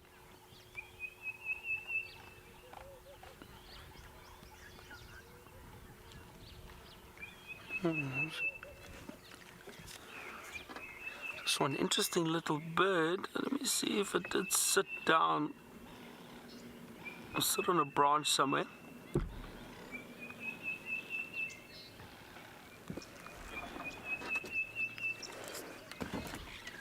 Excuse me a second. Affirmative, you can make your way straight in. I think what we're going to do, these lions, we've been spending quite a bit of time with them and they seem very relaxed and comfortable now. Let's drive on and see what else we can find. Love to find some more elephant. And who knows what else we can find this morning on Vuyatelo or on Juma. Lovely to spend time with them and to get to see them moving around and running around this morning. Really was a great sighting. I'm sure they are going to hang around in this area for the course of the day, and if we're lucky we'll probably get to see them a bit later, maybe moving around a little bit more.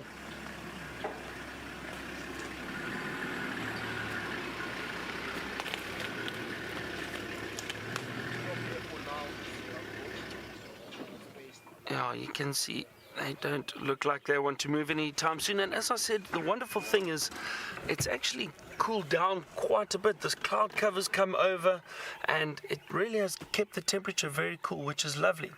So I think that'll be our plan. Let's move out and see what else we can find and drive around a little bit more.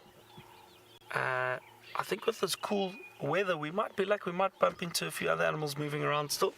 Maybe we can find our own leopard. That would be great.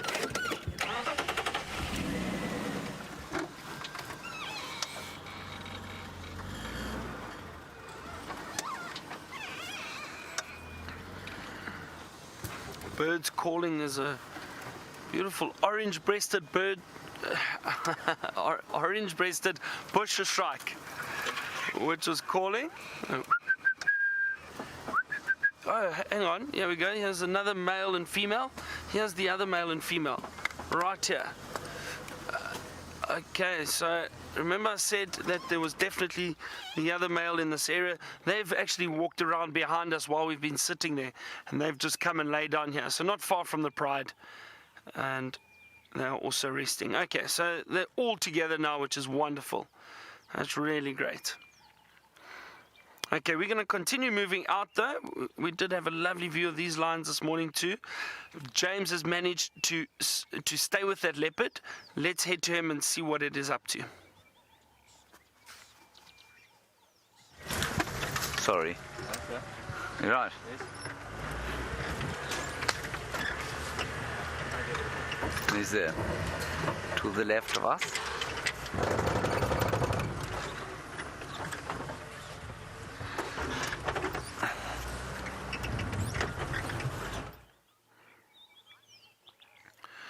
Oh dear, it sounds like James has got a few gremlins on the vehicle, is struggling with these comms at the moment. That's okay.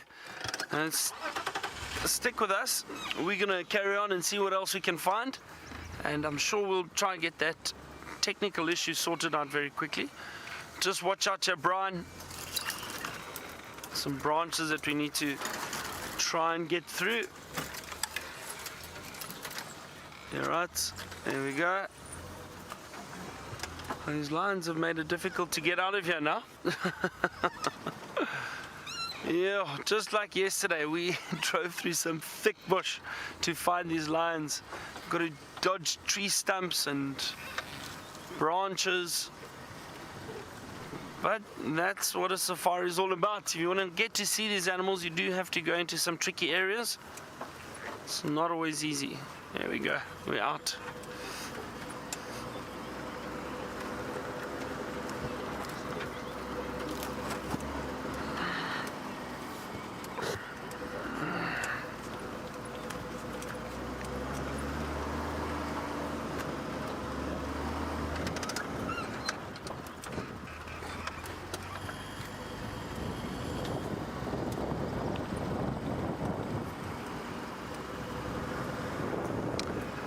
Alice from Ohio would love to see a black-headed oriole, and she's asked if we can find one.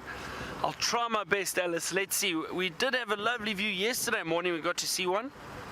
So we'll try, who knows, possibly. And look straight ahead. Just after leaving the lions, we've got some impala off to the right and zebra. Oh, impala. They're all over the show at the moment. Hold on. Look here. Impala very close to us, and the zebra.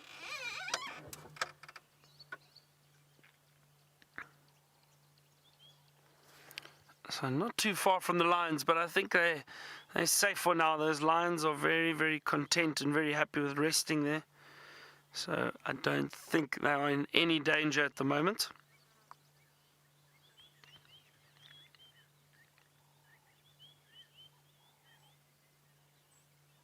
And Parla just running through the frame there, past the zebra.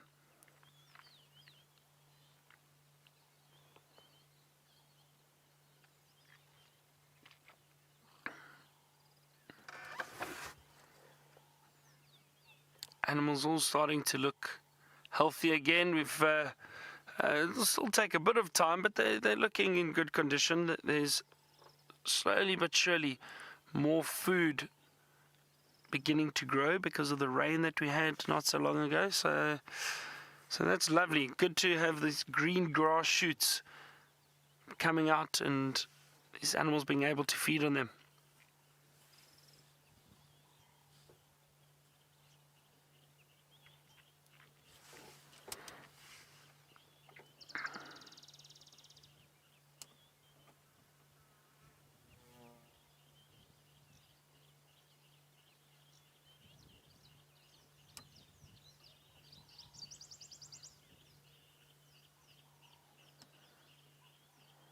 Speaking about all these animals starting to look healthy, it's nice to have James back again. He's the local gym instructor for Wild Earth, so we're probably going to be exercising quite a bit again. He does try and motivate all of us, which is a lot of fun, and we do all enjoy it. So we try to exercise together. And James is very fit, actually. Don't tell him I said that. But James is very fit, and he used to practice kung fu. He says it was good for the soul and good to good exercise. And I always used to tease him because apparently you do not get belts in kung fu like some of the other martial arts. But I would always ask him and say, "What belt are you now, James?" So if you are watching, when you do head back to James eventually, please ask him that you've heard he's a kung fu expert and what belt is he at the moment. And I'd love to know his reaction. And Parla just moving off through the thicket.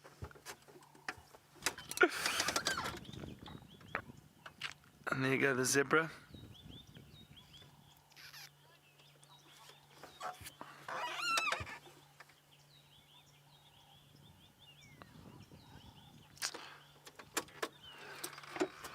So, Tony from Holland would like to know where the best place to see sable, roan and eland. So,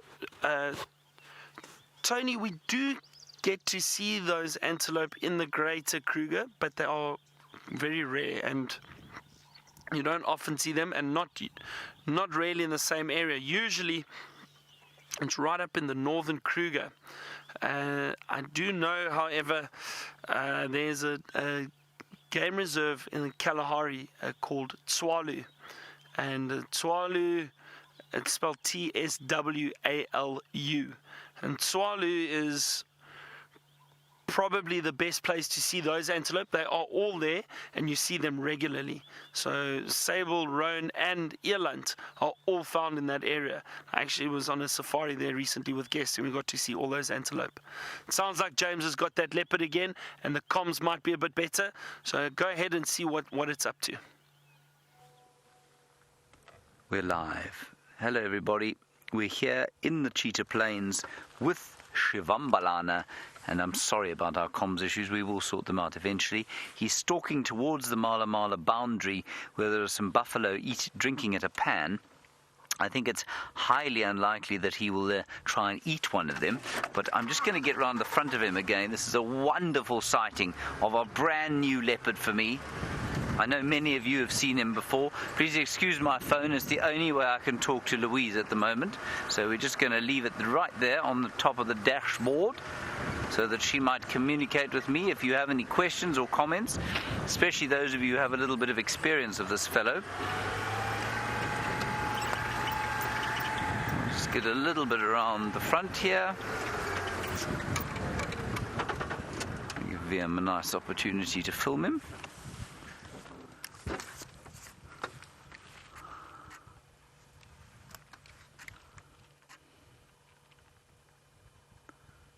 He's walking straight towards those buffalo.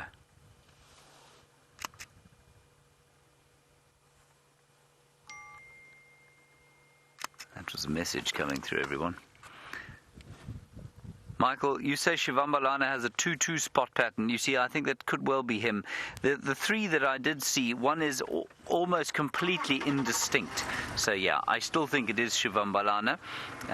There are two very obvious spots on either side. There's one very, very, very small one that I suppose could easily be argued was a whisker mark rather than an actual spot. There, the buffalo, you can just see in the distance in the front of us. And unfortunately, we're about to hit the boundary, everybody. But that's okay. We've had a wonderful sighting of it. Well, I know that you haven't had a very long sighting with him.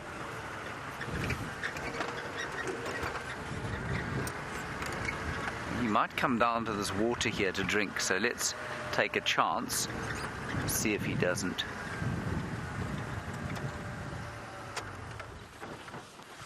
Here he comes straight towards us.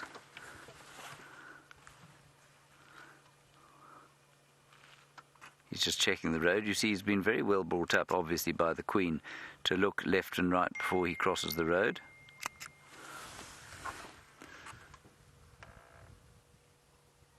And thank you, yes, Robin, you're just confirming that he was the litter before Newman quarantine, born November 2010. Which puts him at exactly 6 years old as of 2 days' time. Now, this is not a big leopard. This is not a big 6-year-old.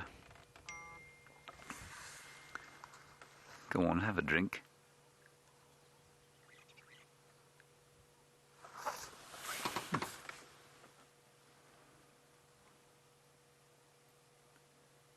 This is so cool. Now, why I say he's not big, look at him, he's just checking to see if there isn't something in that little culvert, is if you look at his head, I mean, when I initially saw him, I thought that's fairly large female.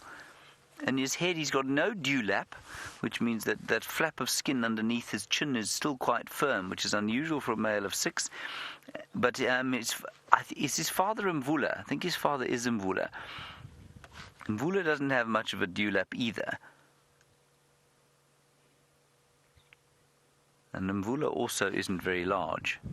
But that's him going into Mala Mala, I'm afraid.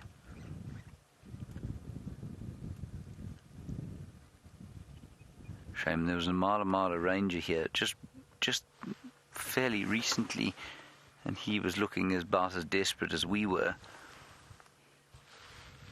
Unfortunately, he's not around here anymore, so I can't tell him. Now, come on, turn around and give us a nice shot of yourself with that beautiful stick in the background.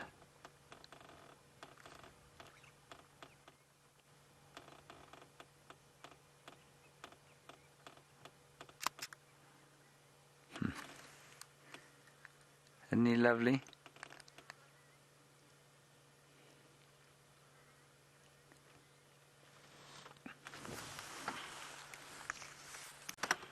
At the end of the lens, Vim. There you got a bit more. Vim's keeping his powder dry, everybody. Yeah.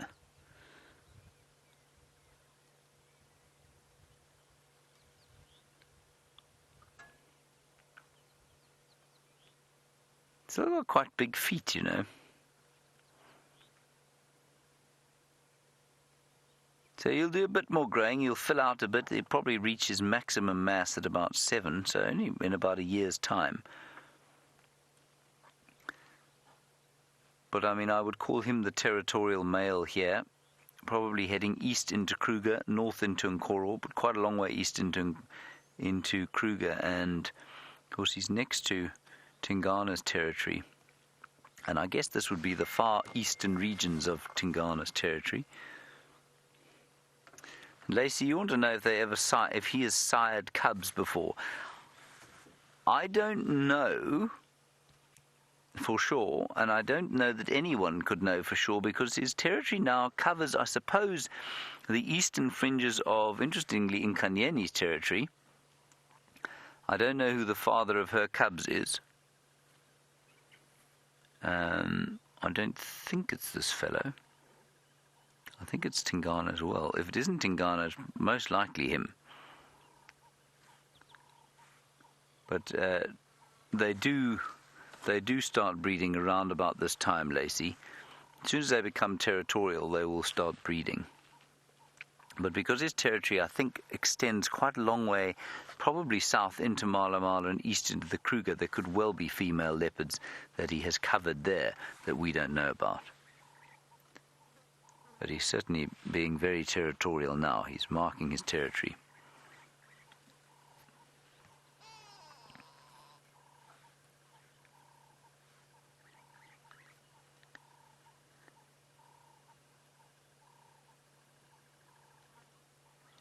Well, that was marvellous.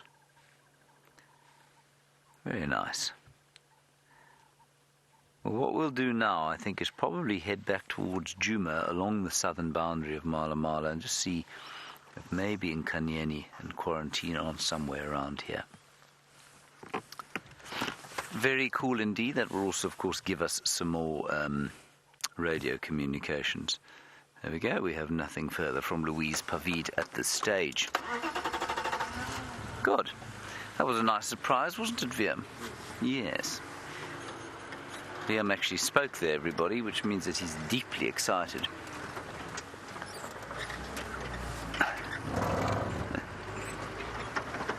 Alright, so we'll head along the southern boundary here and just see if there isn't any sign of those other two. This aerial is going to stab me in the eye. Another message. Andrew, you have asked a very interesting question. In so much as I've never heard it before, you say, would a leopard eat a duck?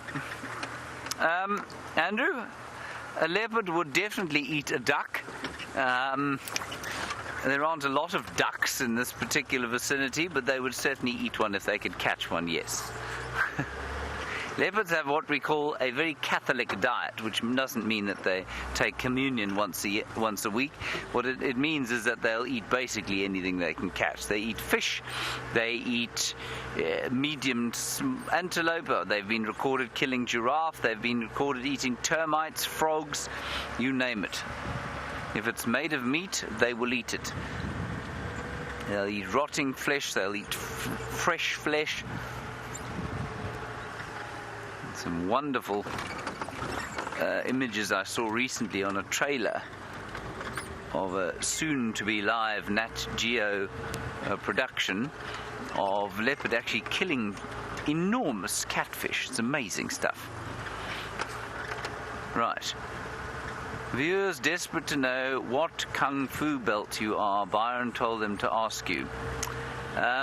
Right. Well, Byron, of course, loves to ask me that because he thinks it's very funny that I, at the late age of 38, I think I was 37 at the time actually, took up kung fu, which I did for a year, and it was me and a number of 8-year-olds in the class.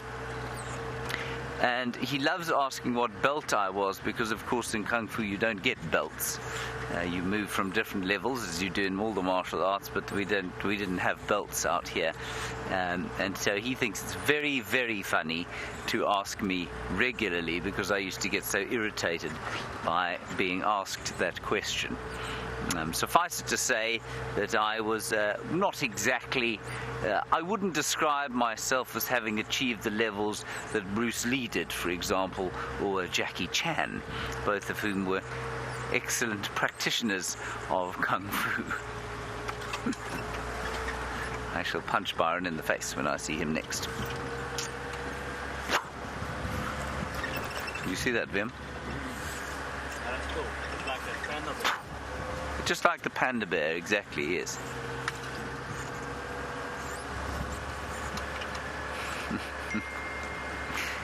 Right, when you wrap, pink Byron update. That's interesting. So Byron is pink. let me just read that to you. Louisa said, when I rap, pink Byron update. Now what I think she means is when I've finished waffling away, link to Byron. But I quite like the idea of Byron being dressed in a pink tutu. So let's go and find out how Byron in his pink tutu is doing.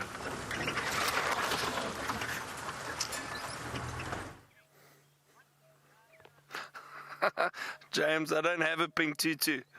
I do have a tawny eagle, however. Look at this beautiful bird sitting up in the tree. I'm so glad you were able to view that leopard one last time while it was walking through the clearing. That's amazing. And really, really fantastic. And you see, I told you James would get upset about his belt.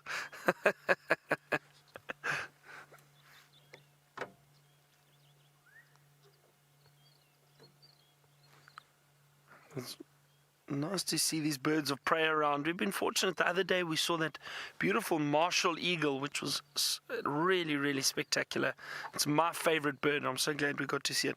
But even these tawny eagles, you can identify a tawny eagle fairly easily. The beak or the cere, which is that section around the you could call it the nose of the eagle. Oh, it's being mobbed there. Let's see, was that drongo? It was indeed a fork-tailed drongo that was just mobbing the tawny eagle there for a second. And also, a tawny eagle also seems to look, there's the drongo on the top left-hand side of the tree, there it goes. The tawny eagle always seems to look a little bit scruffy. Its feathers always seem to look, watch, is it going to take off? See, it always looks like the feathers are ruffled a little bit. And also the gape, the section of the beak extends quite far back, almost just beyond the eye. And that is little signs that we look for to identify these brown eagles, because a lot of them do look fairly similar. Oh, there we go. Wonderful.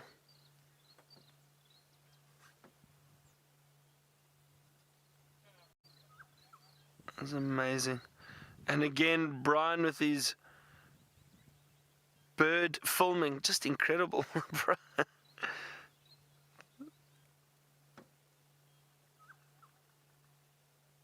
Oh, wonderful. Look, and there it goes. That was lovely. Oh, thank you very much, Brian. That was great. Wasn't that really spectacular? Lovely to see these big eagles and see them take off and fly that huge wingspan. Some of these tawny eagles at the moment would possibly be feeding on termites. They do occasionally go and sit on the ground and feed on termites, and because of all the rain we had, we saw the other day, we saw at least 2 different termite mounds, very active, all the termites coming out and fixing and being very, very active. So these tawny eagles do go and sit and feed on the termites at times. They also scavenge. They'll also go to carcasses, just like vultures do, and they'll go and feed on carcasses. Another eagle that does that is the bateleur. Bateleur is also an eagle that will go and sit and feed on various carcasses. Let's see here.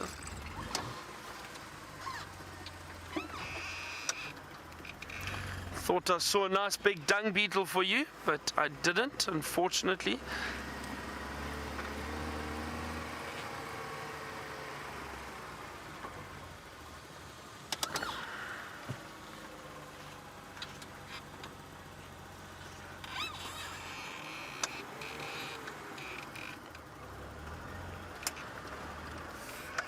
Another young viewer, Aiden, who's 6 years old, all the way from Taiwan, and Aiden would like to know what types of frogs do we get in this area. So Aiden, we actually have many different species of frogs down in South Africa, and the biggest that we get are large bullfrogs.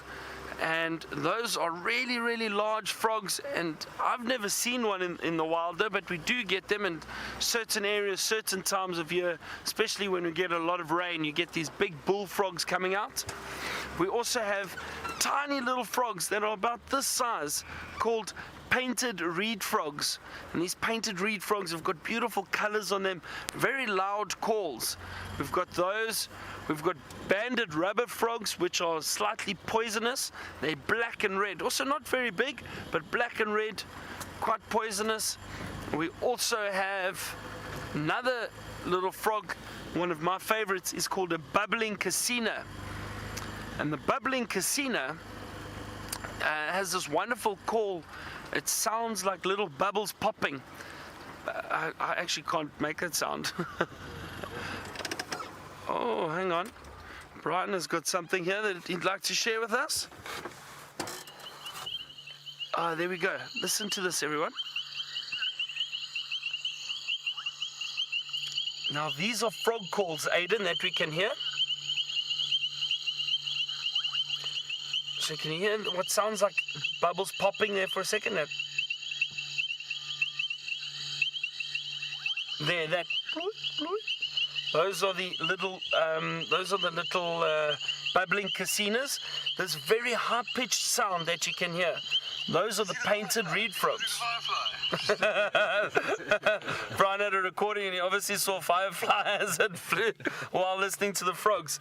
So that little bubbling sound of the bubbling casinas and that high-pitched squeaking that you could hear non-stop, those were the painted reed frogs, incredibly loud. But what a lovely little snippet of sounds. Thank you, Brian. So Aidan, many different frogs, and what I'll try to do is maybe over the next few days or weeks while we get more rain, go sit near a waterhole and listen, try to record more of those sounds and maybe see if we can't get some pictures of frogs to show you.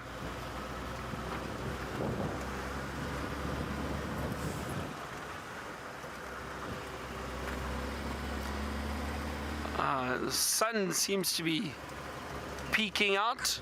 Looks like it's burnt off that cloud cover that was around earlier. Oh, hang on everybody. I can hear a Diedrich cuckoo. And it didn't sound too far. Let's see. Okay, let's see. Come, let's try to find this bird. The Diedrich cuckoo. Okay, I think it's a little bit further away from us. Hang on. Just going to reverse a little bit more. Let's just see if we can find it. It's a beautiful cuckoo, but very tricky to see. And a few of my friends were teasing me the other day about my Diedrich cuckoo call. They said it was terrible. All right, let's have a look here. Just going to scan these big trees.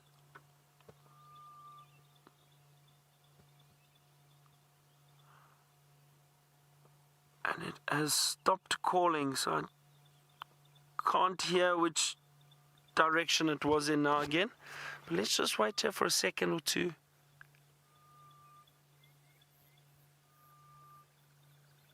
Some wonderful sounds. There's another bird that I can hear calling, and you might be able to hear it too. It's called the grey-headed bush shrike. And it's going...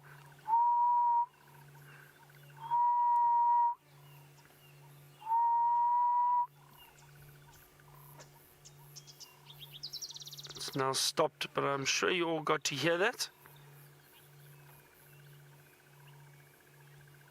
So many birds around. There we go, it's calling again, listen.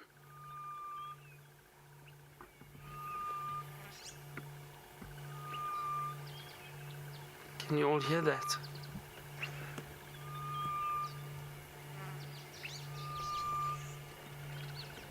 So that is the grey-headed bush shrike. Let me quickly show you in my bird book what it looks like. Just hang on, let me find the page, but listen to that bird calling.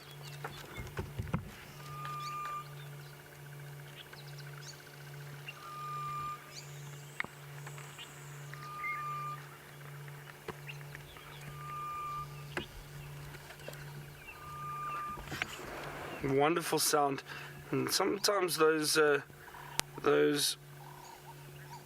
those birds can call for ages. Just having a look here quickly. Grey-headed bushshrike.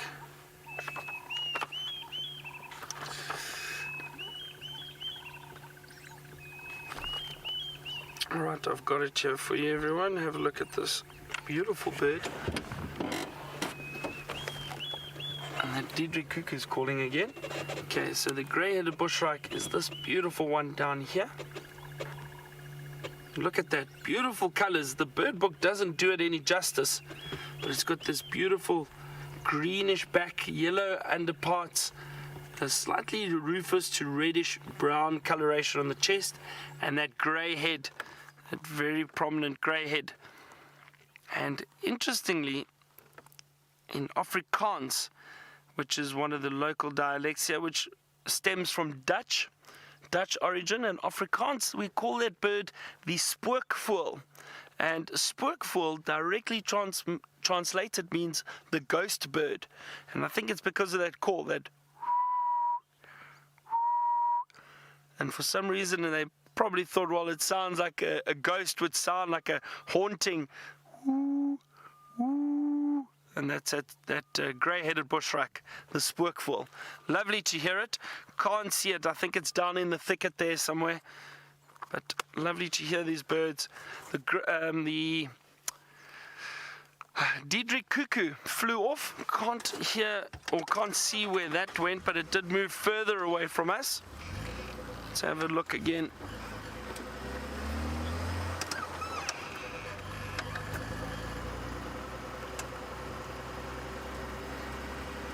Jenny just said she thinks the grey-headed bushshrike sounds like a squeaky hinge. Yeah, possibly that. Perhaps. Let's listen out in here if we can't hear more birds. Try to find some of them.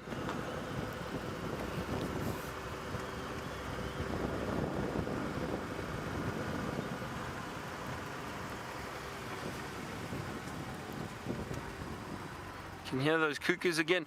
Aaron from New Zealand wanted to ask us, do we have any species of cuckoo shrikes on Djuma and in this area? We do, Aaron. I'll show you now.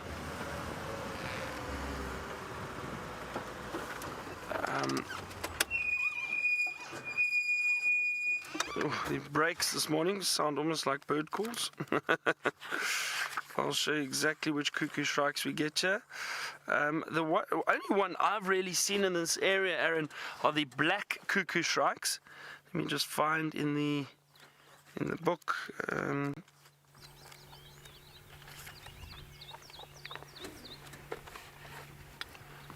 There we go. Alright, so Aaron, if you have a look, these are the black cuckoo shrikes, these three down here, and that's a male, and look how different the female is below. Yellow coloration with that barring. And I've seen black cuckoo shrikes around this area. Oh, listen to this bird, everybody. Hang on. Can you hear that? It sounds like a horse galloping.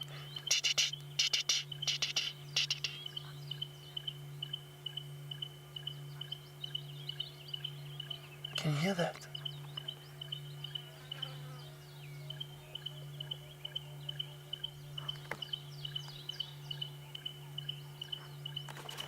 Let me show you what that is. So Aaron, so just getting back, we do have grey cuckoo shrikes, but more along the coast, down in the western coast, east coast of South Africa.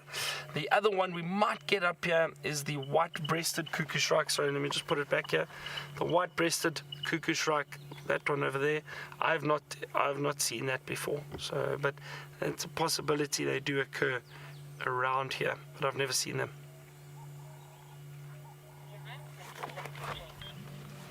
And let me quickly show you that other bird that was calling now, the Steeling's barred wren warbler, or Steeling's wren warbler.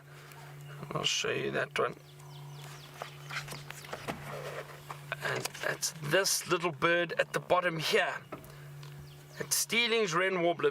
Tiny bird and not easy to see, but you hear them calling quite regularly.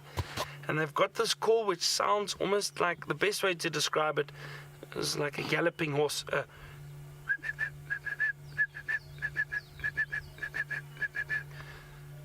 And that's my attempt at the Steelings Wren Warbler. So that was what was calling over there. I'd love to see one. I haven't seen one for ages. Anyway, let us continue. I'm enjoying the birding, but James has got something a little slower to show you.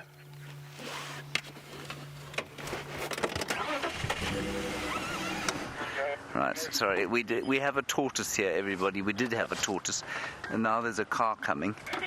There it is, over there. Just going to get off the road for this car, and then we'll have a look at the tortoise. It's a Speaks-hinged tortoise.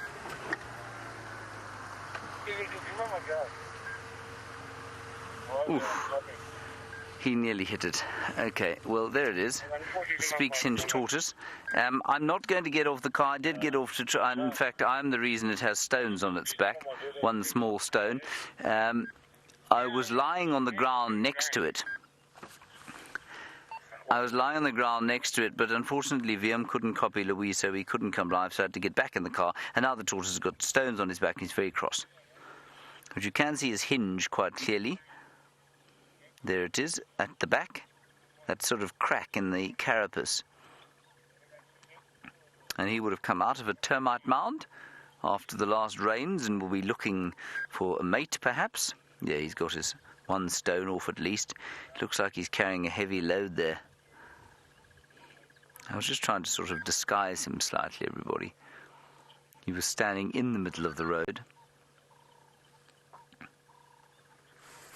And in the background I can hear the call of the Steelings barred warbler.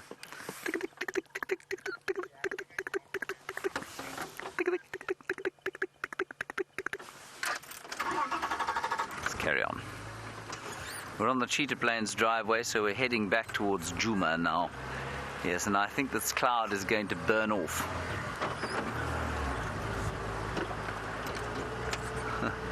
Byron says apparently that I've lost the plot because I put a stone on a tortoise. Well, I'm not sure Byron ever had the plot, really. The plot? And VM is now very surprised that there's a plot at all, you see. I thought that was another tortoise, but it isn't. It's a piece of elephant dung. Good. On we go.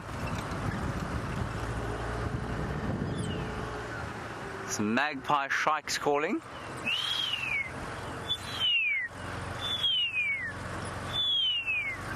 It's turning into a rather peaceful morning. I'm so pleased to have seen Shivambalana. Does anybody know maybe A, who his father was? I'm going to guess it was Mvula.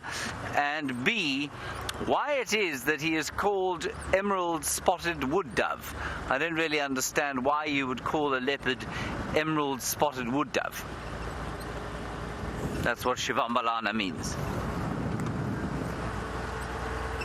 And there's a lovely Shangaan saying. I remember I was on walk with Herbert at the time that Brent found Shivambalana on Cheetah Plains there. And he explained to me there's a wonderful Shangaan saying, and it's Shirila Shivambalana. And apparently Shivambalana's father was the Jordan male. Thank you, Karen, for that. I'm interested by that, I must say. But something going on up ahead. No, there are people out of the car. It's okay. But so if you say Shirila Shivambalana, it means that you're crying like an emerald spotted wood dove. And if you've ever heard the mournful call of the emerald spotted wood dove, you'd see why. It goes doo, doo, doo, doo, doo, doo, doo, doo, doo, doo, doo. Right, Byron has got an animal other than some people having coffee up front, so let's head across and find out what it is.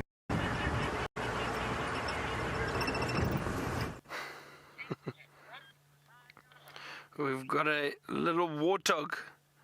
Look at that.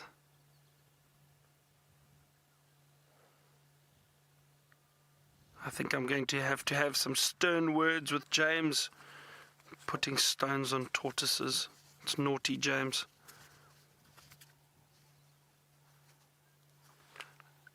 Oh, this is wonderful. This little warthog is very relaxed, very comfortable with us being around here. It's a young one. You can see it hasn't really got large tusks yet. It's a young female. I wonder if there aren't any others around that perhaps we haven't seen yet. It's unusual to find a young female by herself. So good look here.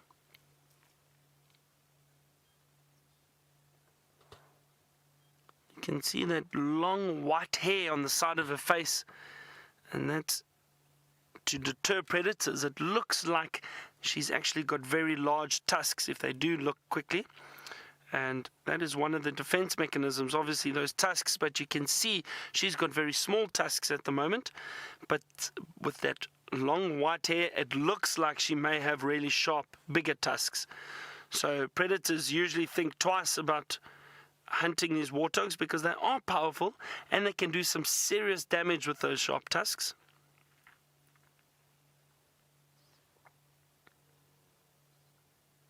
But it is very interesting to see her by herself.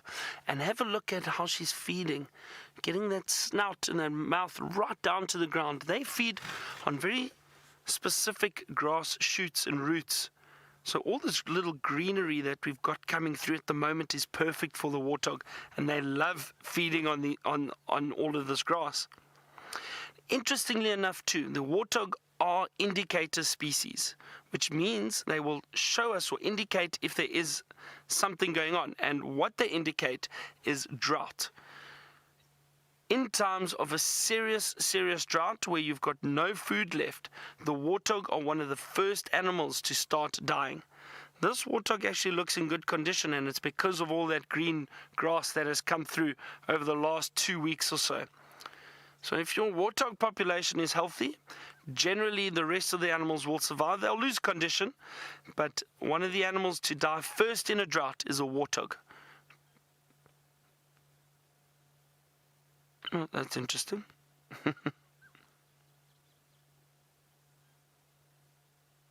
Just urinating over there.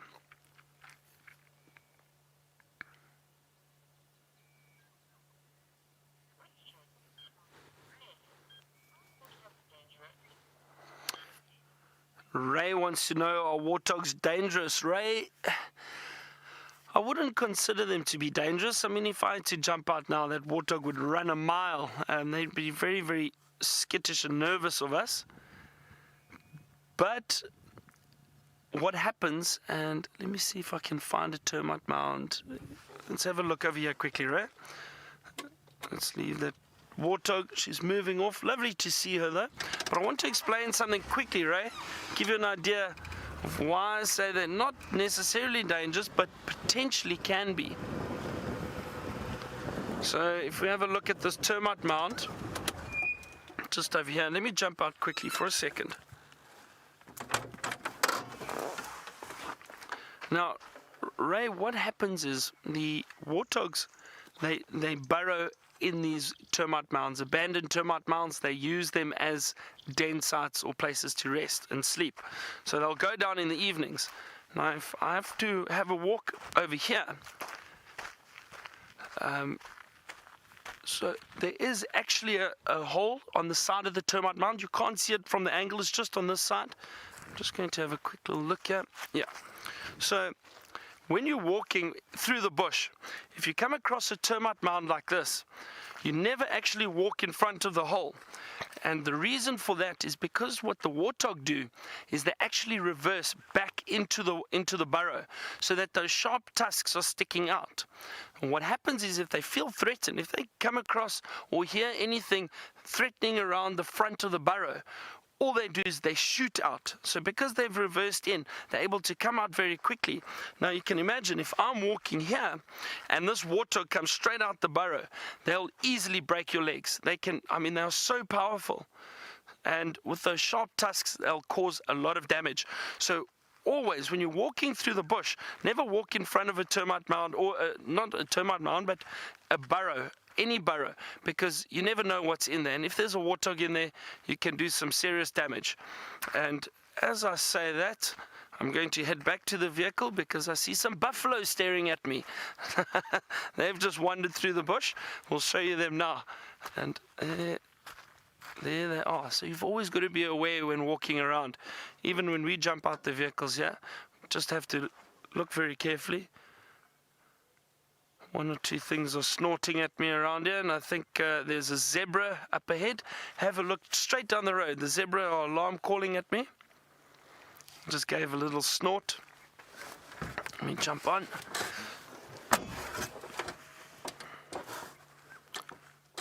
And then let me show you this buffalo just behind me. So they were busy watching me while I was walking around their termite mound. I could hear them, but I couldn't see them. And I knew there was something back there.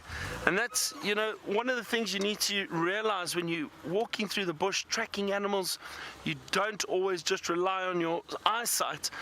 Your sense of smell, your hearing, all of that are very important tools to use when walking through the bush. There we go. Look at these buffalo. Right here, not far from where I was. But I was far enough that they didn't feel threatened. They probably saw me.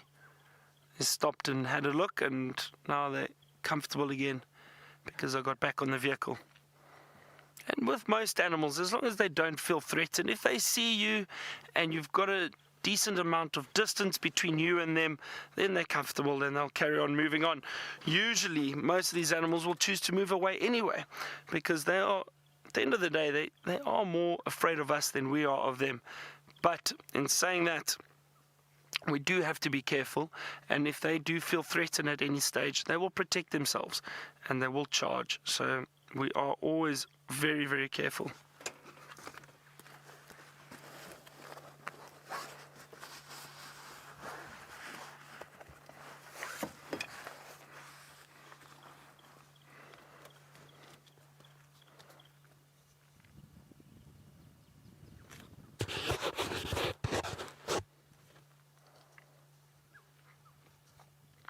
I can hear one of those very loud Coqui Franklins, and we had such a beautiful sighting of one yesterday afternoon.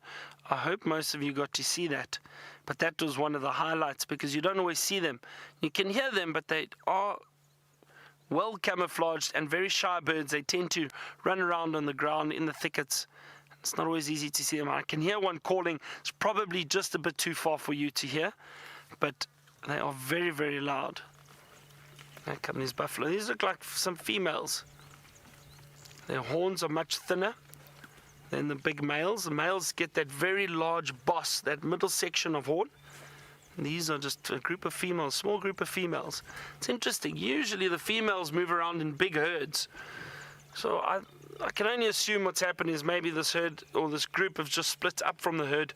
But I'm sure at some point they'll probably meet up with the rest of the herd again. So nice to see the buffalo. Nice to stop and get out and stretch their legs a little bit too. We're going to leave this buffalo, continue our search for other animals and birds. James has got something with a white ring around it.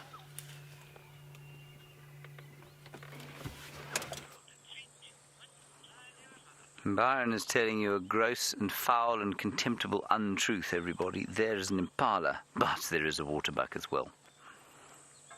There it is. And there is its bottom ring. Now the cloud, as fast as it came in this morning, has disappeared.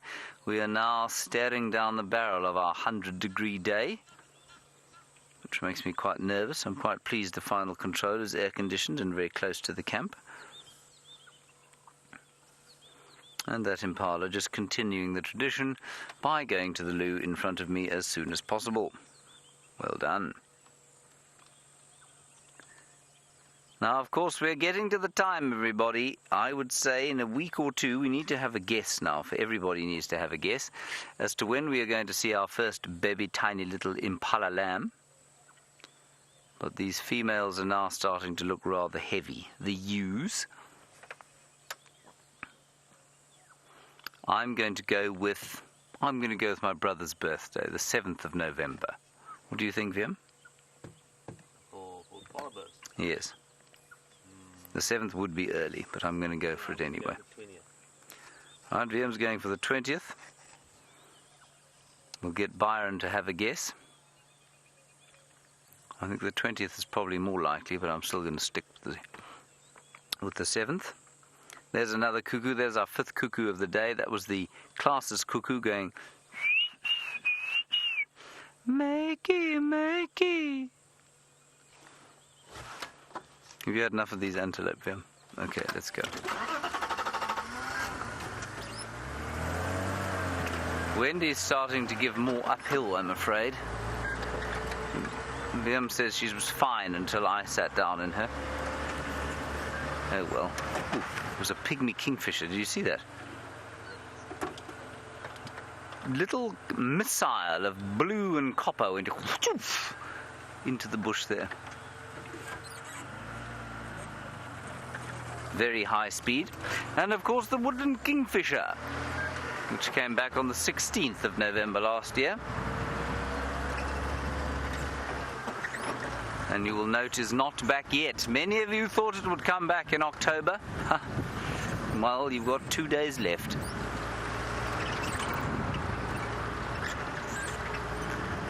I can imagine that they're heading south as we speak, though.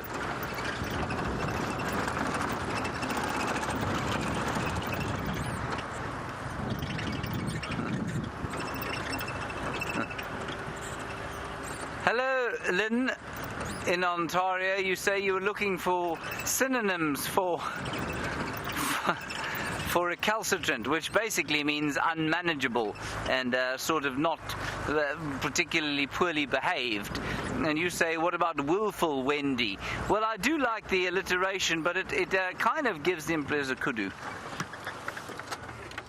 That absolutely got terrified by the sight of Vim. Yes, you do have that effect on antelope, Vim.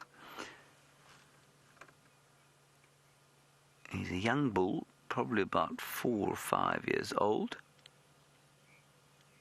And you can see that there you can see the purpose of that chevron there under the eyes. It just helps break the outline a little bit. Various fangled theories about those stripes reflecting light into the eyes because they live in thick bush. I think those are all absolute nonsense. Oh, quickly, Byron has got a spider hunting wasp.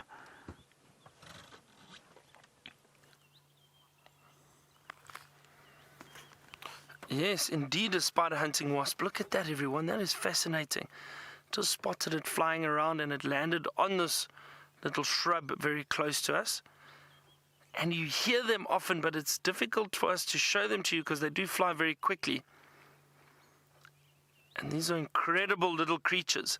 So what they do is these spider hunting wasps will find usually spiders, obviously because of the name, but they find large spiders, especially baboon spiders, which we get out in this area, very large spiders, and they sting them. They'll attack them and sting them. And what that sting does, the venom, actually paralyzes the spider. It doesn't kill it, it paralyzes it. They then drag that spider, and sometimes the spider will be as big, if not larger, than the wasp, and it will drag that spider to an area where it will either bury it slightly or hide it. And what it does then is it lays its eggs. They just jumped still around that bush. There we go. Again, amazing, Brian. And that spider hunting wasp lays its eggs on and around that spider, and then what happens is, as the eggs hatch, the larvae have got live food to eat. So it's a bit cruel, but again, it's nature, and it's incredibly fascinating. And these spider hunting wasps, I actually saw one a few weeks ago, about 3 weeks ago, 4 weeks ago. Actually saw a nice big spider hunting wasp one evening dragging a large baboon spider across the road. Very interesting to see. With some zebra and wildebeest in the area too. They've just moved off. I think I might still see a wildebeest. No, looks like they've moved off a little bit into the thicket. Let's see what else we can find. Also, just still checking the road very carefully. Any tracks, any signs of predators that may have walked through here.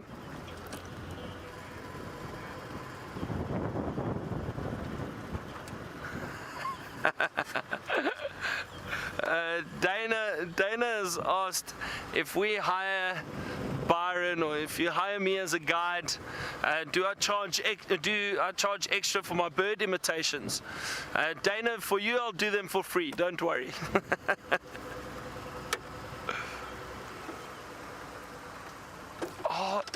Oh dear, lilac-breasted roller right next to us. He's just flown up into the tree. Oh, beautiful. Fantastic. He was sitting on a branch right next to the road, and I saw him a little bit too late. I was watching some starlings which are around here, two wattled starlings. But have a look at the lilac-breasted roller. And this is nice and close. Look at the blue and that lilac or slight purple coloration, the white, the black. There's a bit of green in there somewhere too, I think, on the back. But those bright blue and then almost a turquoise color underneath. James will probably be very impressed that I said turquoise.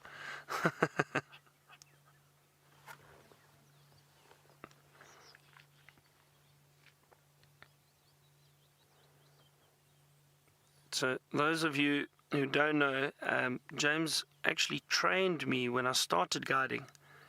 So if I don't know anything or I get something wrong, you know exactly who to blame.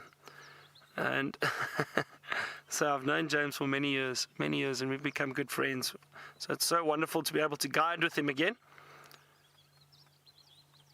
out at Safari Live. But isn't this a lovely... Oh, that he was going to call for us. A very harsh call. There we go. Preening, cleaning itself.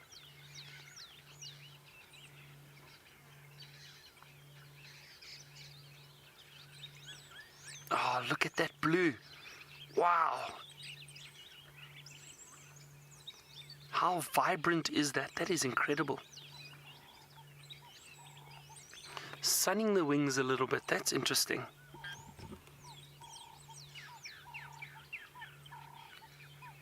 Don't see this behavior often from birds, and never mind a lilac-breasted roller that's got these beautiful colors to show us. All we need now is for him to take off, start calling, and do a display for us. Now that would be wonderful. The aerial display of the lilac-breasted roller, and then you can see why they are called rollers. They've got this beautiful rolling display that they do.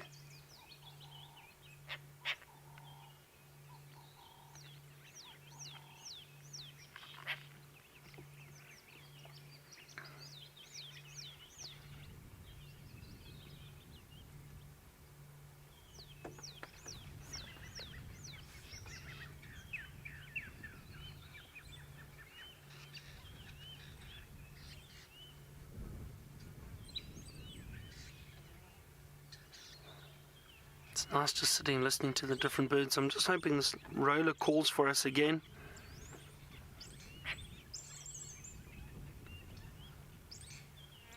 And it's also so great that he's sitting so close to us.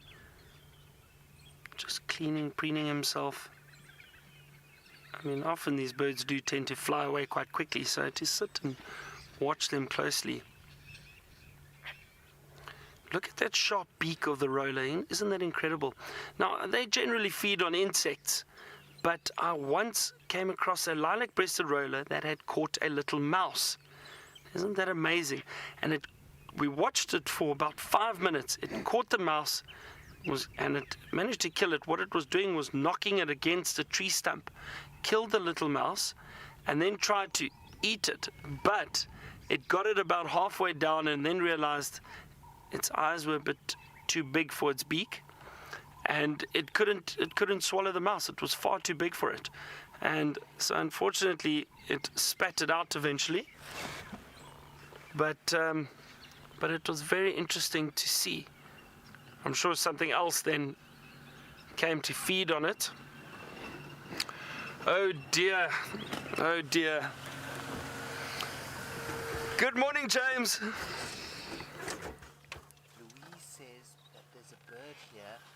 Mustn't frighten away. There, everyone, is a lilac-breasted roller, and you will note that it has the color turquoise on it. I'm so sorry, everybody, that you've got to put up with James and I for the next few days. Beautiful. Byron, did you know it had turquoise on it? I did. That's why I said it's got turquoise on it. Did you say that? Oh, James. There's an amazing thing. Fantastic. Good. Oh, dear. And Byron, while we are looking at you, could you give us an update on Brian's heat stroke? Is he... Brian, I've watched Brian. Brian said he was feeling a little under the weather, and I've watched him, and I've made sure that he has been drinking water. Okay. So Good. I think he's okay. You know, team player and all that. Yes, he is. Brian, you okay, are you? I'm alright. He's getting I'll get by. That's good. I keep looking at my monitor to see what Brian's looking at, and then I realise the camera that's looking at me is over here. All right, Byron, we're going to carry on, I think. Which way would you like to go from here? I think I shall take the Eastern Link. The Eastern Link, we will go the Northern Link then. As you were, Fantastic. see you later. Goodbye, James. Cheers, Vim. Bird is still there, Louise. I didn't frighten you. And there goes the lilac-breasted roller. James has now frightened it away.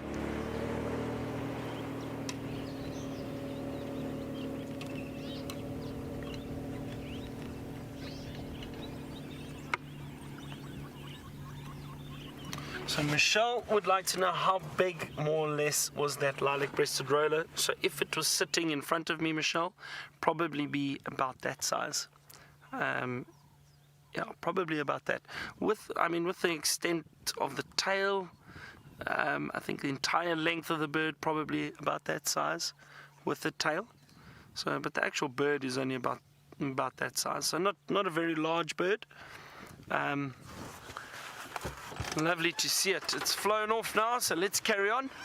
Let's see what else we can find. As James said, he's going to go north. We're going to go east.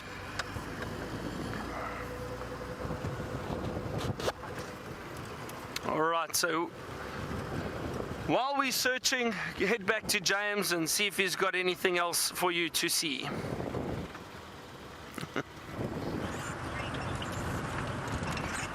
I don't really have anything interesting at this stage, everyone, but we will try and find something of interest along Zoe's road.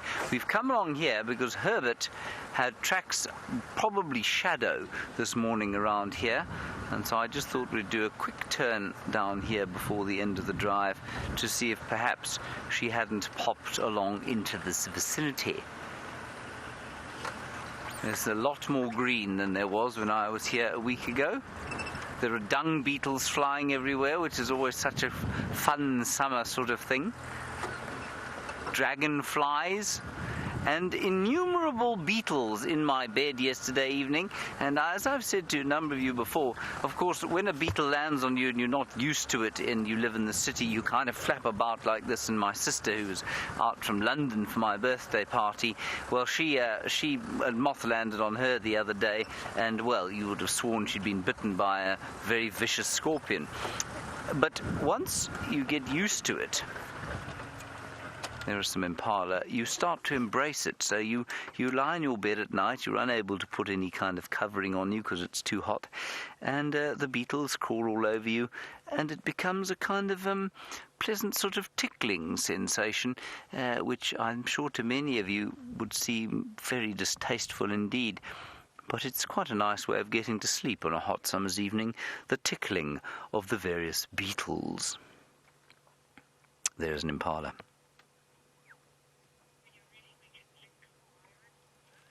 Ah, Byron has a bird.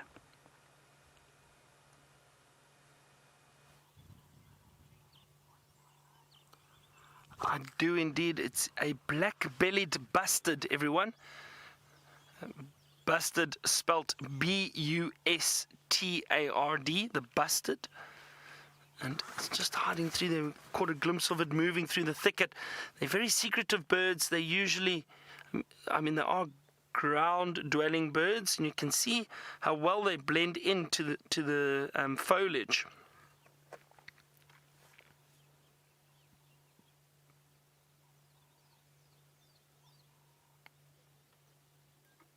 And they've got a beautiful call too, and they do lovely display. So the black-bellied bustard will often, the male will go and sit on top of a termite mound, usually to get a bit of a vantage point and to make sure that his call extends further than it would if he was just on the ground and around the trees. And as they call, they also drop their necks and then pop it back up again. And the call, oh dear, the call of the black-bellied bustard sounds something like this. It goes, wah. That's exactly the sound of a black-bellied bustard. So, it's an amazing sound. So as they go, wah, they drop their neck all the way down, and then as they do the popping sound, they shoot their neck back up again. Wonderful call if you can see it. It's very interesting. But this one I don't think he's going to call for us because he's just moving through the thicket. As I said, you usually need to find them sitting on a termite mound somewhere, and then that's when they do their territorial call or mating call to attract a female. I'm sure we will see some, and you probably have seen in the past. You've seen some black-bellied bustards, yeah?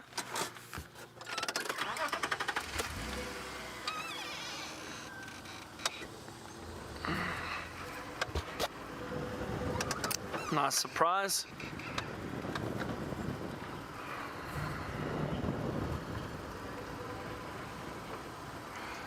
Maria has asked, is that bird smaller than an emu? Much smaller, much smaller. Maria, the only bird that we have around the size of an emu, it's actually bigger, is the ostrich. The ostrich is the largest bird in the world. But an emu is obviously much larger than that little koran. That koran standing, or that bustard rather, is probably about that size. So to give you an idea, Maria, much smaller than an emu.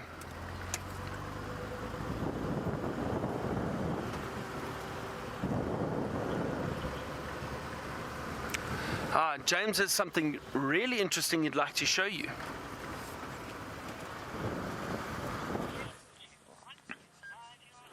That impala that is chewing its cud quietly in the shade there, I don't believe is long for this world. You can see it's very skinny indeed, and I think that's a function of an infection that it has. And it has an infection because of a very nasty wound on the back right hand leg, which of course we can't see now because it is turned around. But that said, I saw this thing before I went on leave. I think it had a horrible injury. You have seen this, hey, Willem? And Willem's also seen it before. And I think that it is probably recovering, but I think the fact that it's so skinny compared with the others has to do with the fact that there was an infection that I'm sure it's probably getting over now. And I always find it so interesting, when we as human beings get sick, we're told to lie in bed and not do anything at all. You don't have that option here. You must keep going, otherwise you will die. And I think sometimes, obviously, as humans, we have to lie down if we're not feeling so well. But sometimes maybe we should just carry on and our bodies will deal with whatever it is that we have.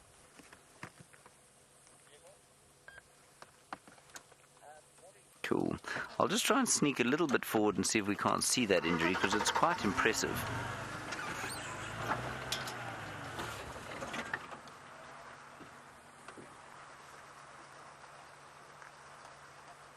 Liam's going to have to contort himself into a very spectacular angle. Now this here also, everyone, while I wait to see if we can get a decent angle, there we are. I suspect that was from a lion or a leopard's claw. Either that, or what's happened is it was running past a thorn bush of some sort while probably trying to escape from a predator, and it got caught and snagged. And like most animals out here, if they get snagged on anything, they panic and they just start to thrash. And that will result in quite severe injury. Yes, it really has got a proper feeling of summer about it now. There is still a little bit of a cooling breeze coming out of the southeast, but that will stop sometime during the day. And we will start panting heavily. We will start goulart fluttering like a number of other birds out here.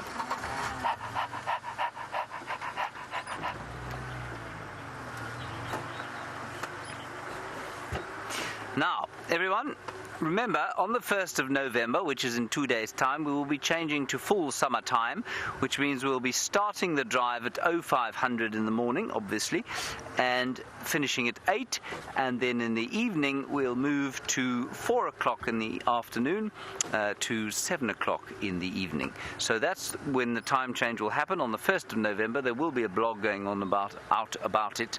There will be a blog going out about it, yes, very soon, and that will explain it all to you. I think it'll go out later today. So that's when the time changes are going to happen, and that'll give us a little bit more coolth and a bit more dynamic in the light. Okay, thanks very much, everybody. That's going to be it from Veerman and I. We'll hand you back to Byron for the last few minutes and see you this afternoon at 3:30. Bye-bye.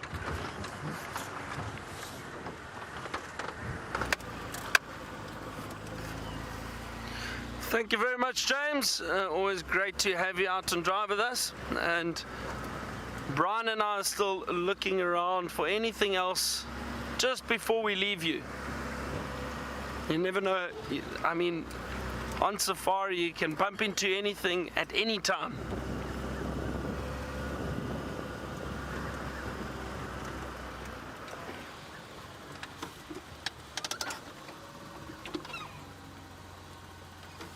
Nikki from Johannesburg has asked, sorry, I just missed the beginning of the question, and she asked if I could do the call of the grey go-away bird. I'll just see if I can get the rest of the question again from Louise.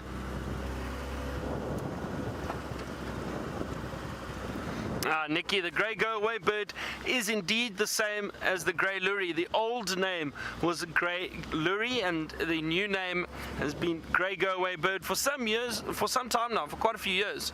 So let me quickly try to do the grey go-away bird call for you, and it sounds like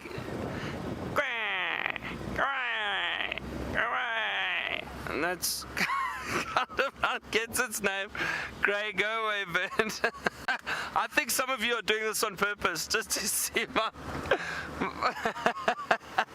my bird calls. Oh dear. Let's see, and just a reminder, everybody, from the 1st of November there'll be a time change. There'll be a time change, so we'll be going out half an hour earlier in the mornings. So we will be live from 5 a.m. Central African time, and in the afternoons we will be going out half an hour later, and that will be 4 o'clock in the afternoon, 4 p.m. we will be heading out on our afternoon or sunset safari. A big thank you to the ladies in Final Control, Louise and Kirsten, for this morning, and thank you to Brian on camera and the thumb, and I hope you have all enjoyed this morning with us. Thank you for all the comments and the questions. It really has been an amazing morning. Lions, leopard, a lot happening, so we're very happy. It's been a great morning. Thank you, and don't forget to join us on our sunset safari this afternoon. Have a great day wherever you are around the world. Goodbye, everybody. Thank you.